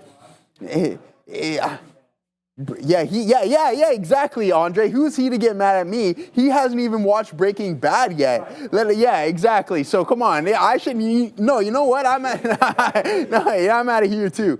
No, send it over. We're sending it over early. I'm out of here too. But in all seriousness, no, I don't know. I don't like those fake boxing movies. You know what I mean? And it's a little outdated. I'm catching heat from Adara now too. So yeah, it's pardon me. Well, yeah, it looks too fake for me. I would watch real fights. Pardon me? Yeah. I've only seen the one with the Russian dude. I forget his name. Everybody's going home early. You see what I've created now? Neil's gone. It's me and Sean now. So yeah, it is. I'm going to sit over there. We got to see what these guys say. The best part about this is now we just get paid double. Because you just take Sharif's. I'll just take. Okay, I got to trade. Exactly. So there we go. I mean, hey. I'm just going to leave it at that, man. I want to see real fights. I want to see real time. And I think that it's slightly outdated from my timeline. But I like the Rocky music. Like, you know what I mean? That's my stuff. He's back now. He's back, man. Gotta do it for effect. But hey, man. It's the take. I'm not the biggest Sylvester fan though. You know what I mean? I don't really like Sylvester. Bro, you're really digging it in with me today, bro. Like that, love that guy. Yeah, I mean, it's like, oh my god. Yeah. Hey, man. Look, bro, I can actually recite like large swaths of that movie. All six. Well, no, Rocky Balboa. Yeah. Rocky Balboa, like number 6. I can't. And I know there's Creed. There's 6 of them. There is 6 Rockies, Rocky 1 to 5, and then there's Rocky Balboa. And then you've got Creed 1, Creed 2. So in all of these Rocky movies, isn't he like a great underdog and just comes back to win all the time? So my understanding was he was based on Joe Frazier. Okay. So it was Joe Frazier who was the puncher, and Muhammad Ali was obviously the boxer. So Creed, obviously Muhammad Ali, and then he's Joe Frazier, obviously being the southpaw as well, because Joe Frazier had that left hook, to blind you with that hook. No, right hook, left hand. Sorry. So that's my understanding that he based it on that. Obviously, he kind of did his own thing with the Italian Stallion there, but yeah, get it there. Yeah, so I'm catching a lot of heat in the chat, man. Well, bro, and rightfully so, man. I think you deserve this one. That's all right. No, man, the Rocky is, man, that was my childhood right there. Man. It's out of my time. Yeah, it's okay. What year were these movies? So they started early, Joseph. I think Rocky 1. Correct me if I'm wrong, chat. I think 75. And then we had Rocky 2 was 70. Oh, it was before my time too, but I still watched them. Then it was like 79 or 78, then 82, then 85, then 90, then 2006. So I'm pretty sure that that's right. People are yelling about Microsoft. Look, the Mag 7 in general are all moving up. We just printed the high of the day right now on the NQ March contract, 22,185. We're awfully close, guys, to 22,200. Adara does have news at the big desk. I don't have news on Microsoft. I'm sorry to disappoint there, but I do have some news. Keep an eye on PSQH in case you missed it. PSQ Holdings. This is the company that basically has Donald Trump Jr. on its board, and then a couple days ago, its CEO announced that his brother-in-law has a role in the Trump administration. Now PSQ is saying apparently they had an increase here for January orders for their public square marketplace, apparently up year over year. So year over year order increase from PSQH, which has multiple ties to the Trump family and the Trump administration. I'm not seeing anything on Microsoft, but also one other quick note, Zoetis, ZTS, apparently receiving USDA conditional licensing for its avian flu vaccine. So ZTS with an avian flu-related catalyst on watch. I will look, though, for Microsoft, guys. Back to you. Thank you very much, Adira. I'm just going to give a quick shout out to my brother here. My brother Devontae. Yeah, my brother Devontae's in the chat too. So family supporting us there, guys. Yeah, his name is Devontae Joseph, and my name is Joseph. You want to hear something? Yeah. My sister has never been in the did. chat. I don't even think she's loaded up the show. We got to have a talk with her then. Yeah, well, it's okay. Give her a call. She's in Dallas. Or she's in California. There you go. So she's doing her thing. To California for us now, Joseph. What's up, Devontae? Hope your weekend's going good. Give me a call later. Snowboarding tomorrow. Oh, so that Devo is in. Yeah, so he's snowboarding tomorrow with his lovely girlfriend. So there we go. Yeah, well, there's plenty of snow around here, so he's definitely gonna get. He's gonna get fresh powder, exactly. So have fun with that. Give me a call later, and have a good day, man.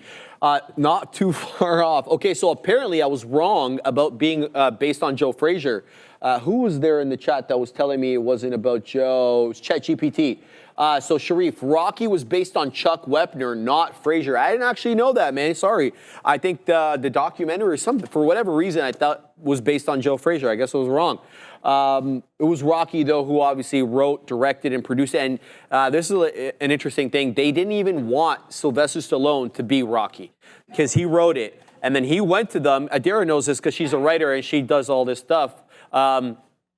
He took it to them. I think it was, I don't know if it was MGM or who, with the script. And they're like, yeah, it's fantastic, but we don't want you to play this guy. You're not an actor or you suck. And so he was insistent. He put his foot down. He's like, no, if you guys are going to take my movie, it's going to be me who leads. So, and he ended up getting Best Picture. Say it again. E-Signal, is it? E-Signal? Yes. Okay, we'll do that. Yeah, we're doing it live. We're ready. We're doing it live, and we're ready, my guy. So E-Signal. Well, here we go. New traders, listen up. First month free. That's right. We're waiving fees. Trade smarter, not harder. Upgrade to an elite. Elite, analyze, strategize. Upgrade to elite. Analyze, strategize, capitalize. Our platform, it's everything. Infinite data, instant trading, lightning fast market insights, game-changing charts, predict with backtesting reliable real-time data, global markets at your fingertips, all in one platform. Don't miss out. Execute your best trades now on E-Signal, folks. So click the link in the description or scan that QR code and check out E-Signal. You know the boys use it. Sharif is using it constantly from a day-to-day basis, as well as Sean and Neil too, guys. So that is E-Signal. D-Lo, if you're killing me, bro. Your sister either doesn't like money Or she's got too much of it. Oh. Nice. No, I don't think she doesn't like me. That's the thing. No, I'm kidding. Of course, my sister She loves you, man. She was over not too long ago, no? For Yeah. business, so. And they insisted on staying at my place. Yeah, that's what I don't know. I got a condo. My parents have a whole house. Yeah. And they just wanted to be in the city. But obviously, I was just joking. I love having them around. She doesn't know too much about the market. She got into the market, funny enough, in early 21 at the highs. Got rinsed in 22. Oh, okay, so a bad experience. She got rinsed bad has yeah. kind of turned her back on the market. What she didn't understand is that, there's the ebbs and flows of the market. You have to understand that, these are the cycles. So she's out of it, but they're investing in some other stuff. So hopefully that's good. I mean, the financial markets isn't everything you need to invest in, right? You got like real estate, other things. Well, exactly, along those lines. So, but yeah, buying at the peaks and then just going through that 2022 or 2023 bear market would not have been fun and a lot of stress, considering you like Pan W. So if you want to talk about high beta, that whole time was definitely volatile. So it wasn't good. But then when things started to turn around, Sharif, now we've been essentially going up for the better part of 2 years now. Bro, so we can't really complain. Stopping. Okay, go. So where are you going? I'm going to have to log into the personal and get the hell out of this stock because it's about to hit 200. Why are you going to get out now? It's moving high. I don't want to deal with this thing anymore, Joseph. I got to tell you the truth. We're moving into 199s here on Pan. Okay, so tell the peeps what you're thinking then. Pan You want to know the truth? Yeah, tell them the truth, man. That's all. Or can we handle it? Can we handle it though? Can we handle it? I can handle it. All right, you can handle it. Tell them, man. Right? Tell them what's going on. Okay, so what I want to do is this is my second largest position. It's taken up a lot of my money. Let's just put the cards on the table there. Apple being the largest one. I don't want to hold this anymore. Again, I made my case before about, them growing into a new business model and it might be the wrong time to get out. I get all that. But I want to cycle this money into Bitcoin, okay? Now, so that's just my thing. I believe that I feel like I know where this is going. I'm talking about Bitcoin, and it may not be by May 25th, my birthday, and obviously Joseph and I have a little bit of a bet at this time. Whether or not it's that or some other date in the future, I do believe that this digital asset will hit big boy highs. Did you see? I mean, probably not, but anyway, I'm just gonna ask you anyways, just in case there's a small chance you might have seen it. Have you seen Cryptopia on? It's a documentary on Amazon Prime. I have Prime. Yeah, I watched it. Yeah, I'm loading it up right now. A couple years old. I watched it a while ago, probably about 3-4 years. Yeah, Cryptopia. I'm loading it up right now. Yeah. Do it right now. Okay, we're gonna send it to Adair. I'm gonna load this up.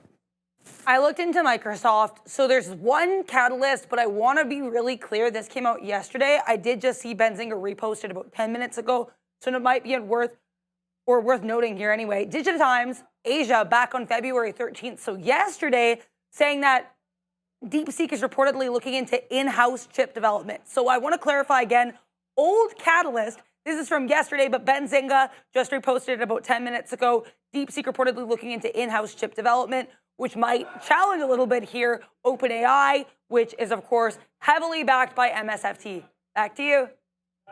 Through Bitcoin and blockchain. Yeah. All right, so Sebastian, big mistake. He's telling me about my Pandub to, Bitcoin move. My friend Elon there, long Pan W, 191, out 197. My man's got a 6-banger. That's 1, 2, 3, 4, 5, 6. There you go. Shout out to Elon. Great look there, my man. What else we got? What else we got there in the chat? Saudi Wealth Fund bought Bitcoin today, 400 million. Michael Foxconn says. That's another real reason that I'm honestly considering doing this. It's not just the strategic crypto reserve that we hear that the Americans want to amass, but it's the central banks in some of these other countries. Like we've heard about Switzerland. I believe I don't know if it was Czechia or some other European country. They want to do it as well. And so you're looking at these, or in I believe the Norwegian sovereign wealth fund. I could be wrong about that. One of the what are they called? Those countries up there, like Sweden, Finland, like Scandinavian countries. Thank you, Andre. One of the Scandinavian countries, their central bank wants to accumulate it. So you have like sovereign wealth funds, central banks possibly even governments holding this as a strategic reserve. To me, that's the bull case. I could be absolutely wrong. Yeah, right? I mean, we could be wrong, but if that does happen, we mentioned this before, you get that snowball effect, right? Like once you get a big name doing it, then everybody's going to want to start doing that. So. Nate Sr. says Bitcoin is going to zero. Jeez. Why can't I vote GameStop? Because it's not on there. Did you put GameStop on there? No, I did not. No. Who said that? Pretty Panda. Okay, Sharif, I'm Norwegian, and I can tell you right now they are not even close. Okay, maybe it's not Norway then. But it was definitely one of the what's it called? Andre, help me out again. Scandinavian countries. I'll get you that information. I don't know exactly which one though, but I know that definitely the Swiss Central Bank, that one I can tell you for sure was interested in it. Zero Bitcoin says 2 New York cents. Okay, people are talking about Tesla taking out VWAP, but I'll submit to you that Meta looks the best right now. Meta's going to take out the high of the day or so it seems. There's META 798.91. 738.91. We're at 738 almost. This one looks great. Great rounded bottom there. Looking to take out those highs. We'll see if it can get into that 740. Meta does have a headline from today, so keep that in mind. We're going to go to Adair in a second. Amr Orabi, Sharif, Joe, can you please have a look at MGOL? Will this squeeze? I'm looking at it right now, my man. It is dropping below VWAP. It is now negative on the day. I'm going to say no to you, but I'll look at it more for you when we get back from Adair. So actually I looked into this, and Norway is sort of involved here in crypto, and I want to explain how. So apparently, basically, this is according to a research firm, K33 Research. This is about mid last year, around August. Apparently, the Norwegian Sovereign Wealth Fund, or NBIM, now indirectly has exposure to 2,446 Bitcoin. So 2.4K Bitcoin, but that's through investments in tech firms. So that is not direct exposure, but through that indirect exposure, fun fact, the average Norwegian owns about $27 worth of Bitcoin. So cool stuff there. That's as of, again, about August 2024. That's likely gone up. Also, apparently Norway Central Bank, as of February 2nd, invested in MicroStrategy, or now Strategy as it's called. So couple different ways that Norwegian banks are indirectly involved with Bitcoin, but no direct Bitcoin involvement. I looked into this because I'm curious and I love my deep dive. So interesting stuff there. Indirect Bitcoin involvement or crypto involvement from Norway. Back to you. Own version of the deep dive right there. Thank you very much, Adair. I knew I read a little bit about that. I do appreciate that, Adair. Thank you for bringing that to our attention. What's going on over there, Katina, man? I was very aggressive, like unloading what's going on. I was like, dish. No, it's all good, brother. What kind of shades are those? I'm just kidding, obviously. Dell is coming back up, says Sebastian. You're absolutely right, my man. Dell is weaseling on up back into that 115. Be careful, though, Sebastian, with that 115 level. We've seen this before. Support flips to resistance and vice versa. I'll submit to you, we were kind of using 115 for a hot minute as support, obviously, before we broke down Big Boy over there at around 130, excuse me. A nice curl and a nice hold of VWAP. So it's not such a bad look at all here for DEL. If it could get back, DELL, excuse me. If it could get back into that 117, that would be a hell of a look. But we got to squeeze and hold above 115 first, in my estimation, because that is kind of the resistance level we were using there. So Dell, guys, has a big boy headline. They're selling $5 billion worth of AI servers to our friend Elon and his company XAI. So good luck for them. And SMCI dropped on that news. Let's see where SMCE is at right now. It bounced off a little bit. SMCI trying to hold VWAP right now, guys. As you can see it on my side chart. So good look there. Yep. Yeah. I already know you have a monster position in Bitcoin. Yeah. That goes without saying. Yeah. Now, he does actually have a monster position. I asked him why the hell he bought IBIT instead of buying the actual coin. That's how big it is. Now, would you cycle out of something else to throw more money at Bitcoin? Yeah, absolutely. I plan to do so, if I'm being quite frank. I told you I was churning in my swing. So long-term and swing are two different vehicles, all right? So long-term, we're holding that. We're not going to mind that. We have a great average price on Bitcoin. But what I'm going to do in my swing, Shreve, is I'm waiting to play this next breakout on this underlying asset. And with that, I best believe I'm going to be pushing heavy. And when I mean heavy, I'm going to throw as much as I possibly can at it. Also implementing risk measures in this next breakout, because I do believe that we can get that massive increase increase. And we usually are, the third year of the halving is usually the stronger one, right? So we got, right? So the stronger one. So I'm waiting for that. I do think we're going to climb higher and higher. We do, and multiple analysts saying, hey, 180. But if we get into that squeeze, we start hitting those liquidations on the short, I think we can go south of that, and that's when you start to hit that $250,000 like price target and everything. And I'm going to be prepared, and I'm going to position myself for and if and when that is going to happen. Okay. So yeah, I'm willing to do so. So perfect, great answer. So you would be willing to sell something that was in the money to cycle into Bitcoin if you found that the level was very persuasive, like a 70,000 hold or a drop down, something like that. Would you sell something in the money? In the money, yeah. I don't know about that. Now, that's a different question, right? Okay. Now I would see, the thing is, what I would do is we got a finite amount of money. Right. Like, but yeah, no, absolutely. Yeah. But I have the ability to position myself cash-wise, right? Like, so where I can do it, and as I am right now, right? I only have, in my swing account, I'm still holding on to a little IBIT, nothing crazy, and I have NVDA. So I'm preparing for when that move is going to happen. Will I eliminate something like NVDA in the swing account? I don't think so, right? Interesting. Could it gain more? Like, could the return in IBIT be more drastic, or in Bitcoin? For sure. But if something's working out, there's no reason for me to really liquidate that position and then add it into something else that I don't know is 100% working just yet. Fair. Let's see what people are saying here in the chat, because I'm sure people have opinions here. Yeah, for sure. Let's see. 88K. You got something? I was gonna say, like just ask them. Would you guys remove something that is in the money, that is working, and then transfer it into a potential breakout trade that hasn't came yet into position? Yeah, I'd like to hear what you guys have to say. Specifically, would you sell something that's in the money in order to cycle into Bitcoin? Obviously, the question presupposes that you are pro-Bitcoin, you're bullish Bitcoin. You're not going to sell, obviously, something that's in the money for an asset that you're not bullish on. So if you're not bullish on Bitcoin, forego the answer. But I feel like we're gonna get people who are going to chime in anyway. Let's see what people have to say over here. Darth Buddha was going to comment about, hey, 88K, homie, we'll start to buy. Sounds good. All right, I like that. Let's see what else people are saying over here. Let's move down. Yes. Yeah, I'm just looking for comments specific to us. Agree with Joseph, says Sharkut Ali. Who else we got? The OG Darwin. Yes, that was my plan. Not sure exactly if he's talking to us or somebody else.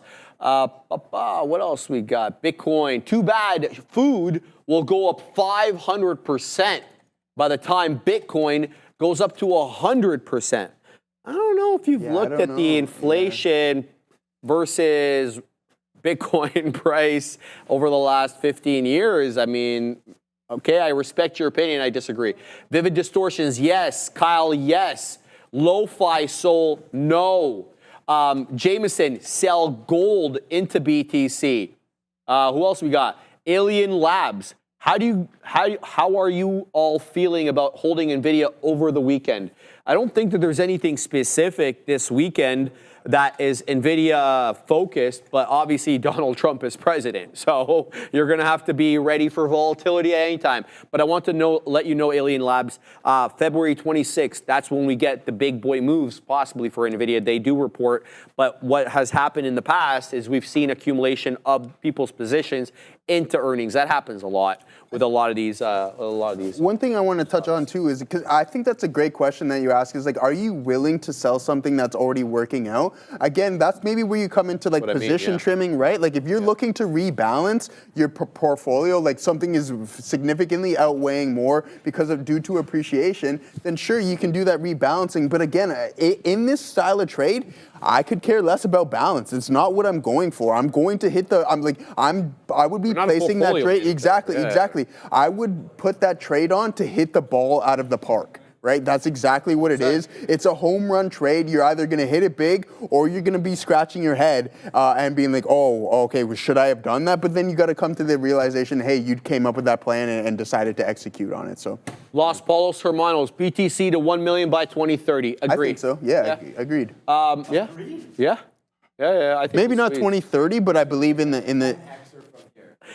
But hold on, we're 60% year over year compounding if you look at, even with the drawbacks, even with the pullbacks, 60%. It's monster. And then what if multiple countries take on a reserve as well too, right? I don't know, man. Maybe I'm completely wrong. We about could be this. so wrong. This could be the ultimate Ponzi scheme ever. But I mean, I don't know. I don't think it's going to be, right? Because blockchain technology is legit. That's what I feel. C007 kicks 2. Sharif, ride the sober wave about to burst. Let's have a look at SOBR. And then I also see people yelling about Archer Aviation. That just took out the day's high, guys. ACHR is breaking out. But I'm just going to look quickly here at SOBR.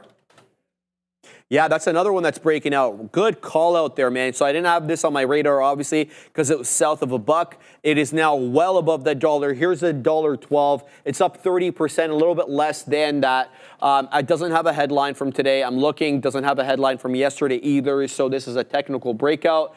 They are a provider of transdermal alcohol detection solutions. Okay, so interesting. Interesting look there. SOBR, good breakout. But yeah, no technical catalyst on it. Let's look at ACHR though. ACHR, we're gonna look at Archer Aviations. There it is. What a hold of VWAP. Very respectful of VWAP the majority of the day, especially into the midday there at around 1 o'clock, 12:30. And there it goes into 1040. Good 10% move on the day. This is not a small cap gapper though, guys. It's a $4.25 billion company. And it's done about 37.75 million shares on the day with a float of around 208 million shares. And ACHR has a decent short float. This can squeeze about 16.5%. Intel is zigging and zagging. Let's load it up right now. INTC, the Katina man is yelling about INTC. Spike up there on Intel. Oh, wow. Don't have anything on it right now, guys. Keeping an eye on Intel. It could be TSM related. Let me have a look at the TSM headline. Usually they tag both there, Katina man. Here we go. Oh, so no, this is all old stuff. Trump's proposed tariffs threaten AI, Taiwan to invest more. I have no idea what's going on with Intel. Adara may have something. Let's go to Adara. I'm still waiting to see if anything happens here, but it is worth noting, like I said, we had a note coming out here. I mean, it broke out at the top of this range. So interesting look there. But also I want to mention, as I said earlier, there was a note from Bernstein saying that only because of the TSM and Intel potential joint venture, which they don't even believe will happen. They said that is the one thing stopping Intel from being a short. So that was a slightly bullish note. Other than that, lots of social media attention on Intel, like lots of mentions per minute on Twitter. No news, but again, that technical element is pretty compelling here as well. Alongside that, not necessarily a fairly bullish note there. Also, okay, I just saw this. TSMC considering operating U.S. Intel factories after a request from Donald Trump. That is a report. It is not confirmed, but apparently TSM is considering operating U.S. Intel factories after a request from Donald Trump. So keep an eye on TSM and Intel. Apparently, Donald Trump requesting that they operate the U.S. Intel factories. Back to you. Wowzers. What a day, bro. What a week it's been, though. I mean, I got to tell you the truth. Like, it's been intense. This week, a lot of news headlines, a lot of zig, a lot of zag, but I think that's exactly what we want. Look, David, I don't mean any disrespect, brother, but he's like, what's in the water in Toronto? These guys think that, you know, Bitcoin's going to $1 million. Bitcoin's the biggest rug pull ever. Yeah, I respect your opinion, David. I forcefully disagree. I don't think it can be this or... Shut up, Preckles. What did he say? Forcefully, right? I don't think you can have something compound with an average compounding or increase of 60% year over year if it's going to be a rug pull. We would have got rug pulled already. That doesn't mean I don't feel these meme coins aren't. And I think that's a different story. I respect your opinion. I disagree, Adair.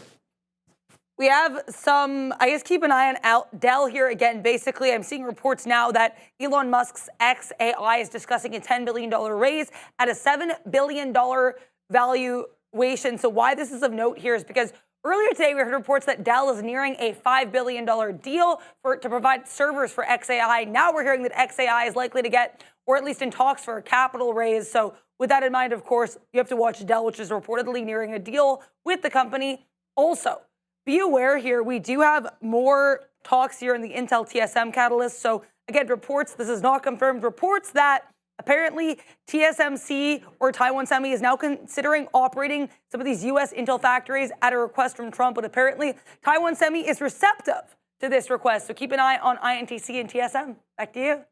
Your lines? No. Why not, Joseph? Disappointing me. You're disappointing me, Joseph. We got a couple super chats, for my it. guy. I don't even know if I really want to read this one, to be honest with you. Neil kind of LOL'd at it, so I'm heartbroken. I can no longer consider Joe's advice, knowing he hates Rocky. It's a sad day. Ouch, man. Ouch. And then my guy, you're clapping too? Oh my. Oh my. Hey, that's my boy that's Neil. a heartbreaker. That's a heartbreaker, man. But then, Oh, bro. Watch it for us, He's a real man. guy. He's a real dude. We got another $2 super chat here. Trader TV Live from Stevenson. Wow. It's the best show on earth. Very, Appreciate very you, man. helpful. Very kind of you. Yeah. See what Ram said there in the chat? I did. About my Bitcoin position. Yeah. It's well documented. I've talked about this already on the show that my mom is anti-crypto. Doesn't like Bitcoin, doesn't like crypto in general. I've been trying to get my parents I started with 5%. I said, put 5% of your account or your long-term account in crypto. It's not a deal breaker, 5%. You lose 5%, you can still stay afloat. And then I dropped down to 1%. 0. They are willing to put 0 into Bitcoin. So Ram adding insult to injury till Sharif's mom doesn't believe in Bitcoin. Maybe I won't either. You already don't believe in Bitcoin. I asked you specifically, Ram, gold or Bitcoin, and all she did was point at her wrists and showed me all the gold that she got on her wrist there, That's bro. a flex. Let's see. That was a flex. Let's see that. Did you got it on now or no? No. Shout out to Hog Rider. She's just like this. She's like, I got it on all the time. Like, bang. She flexes all the time. Flexing. Could you put those guns away? Get it, Hog Rider. Shout out to you, my man. We're having a great time today on the show. I hope it's Friday. I hope you had a great day with us today on a Friday. We're trying to keep it light. Obviously, have a little bit of chat here and there. We had some good trades on for you earlier. We traded some Apple. We traded some small cap gappers. I hope you had a great week with Joseph and I. You're not off all of next week. No, I'm only in on leave? Tuesday. We leave on Wednesday, and then we're gonna go head to the islands. So you're because Monday's a day off. Yeah, obviously. I'm on Tuesday. In case you don't know, Monday a day off, both countries, north and south of the border, and then you only on Tuesday. Tuesday, and that's it. And then so your guy boy's Obi, gone. Wednesday. All right, guys. It is now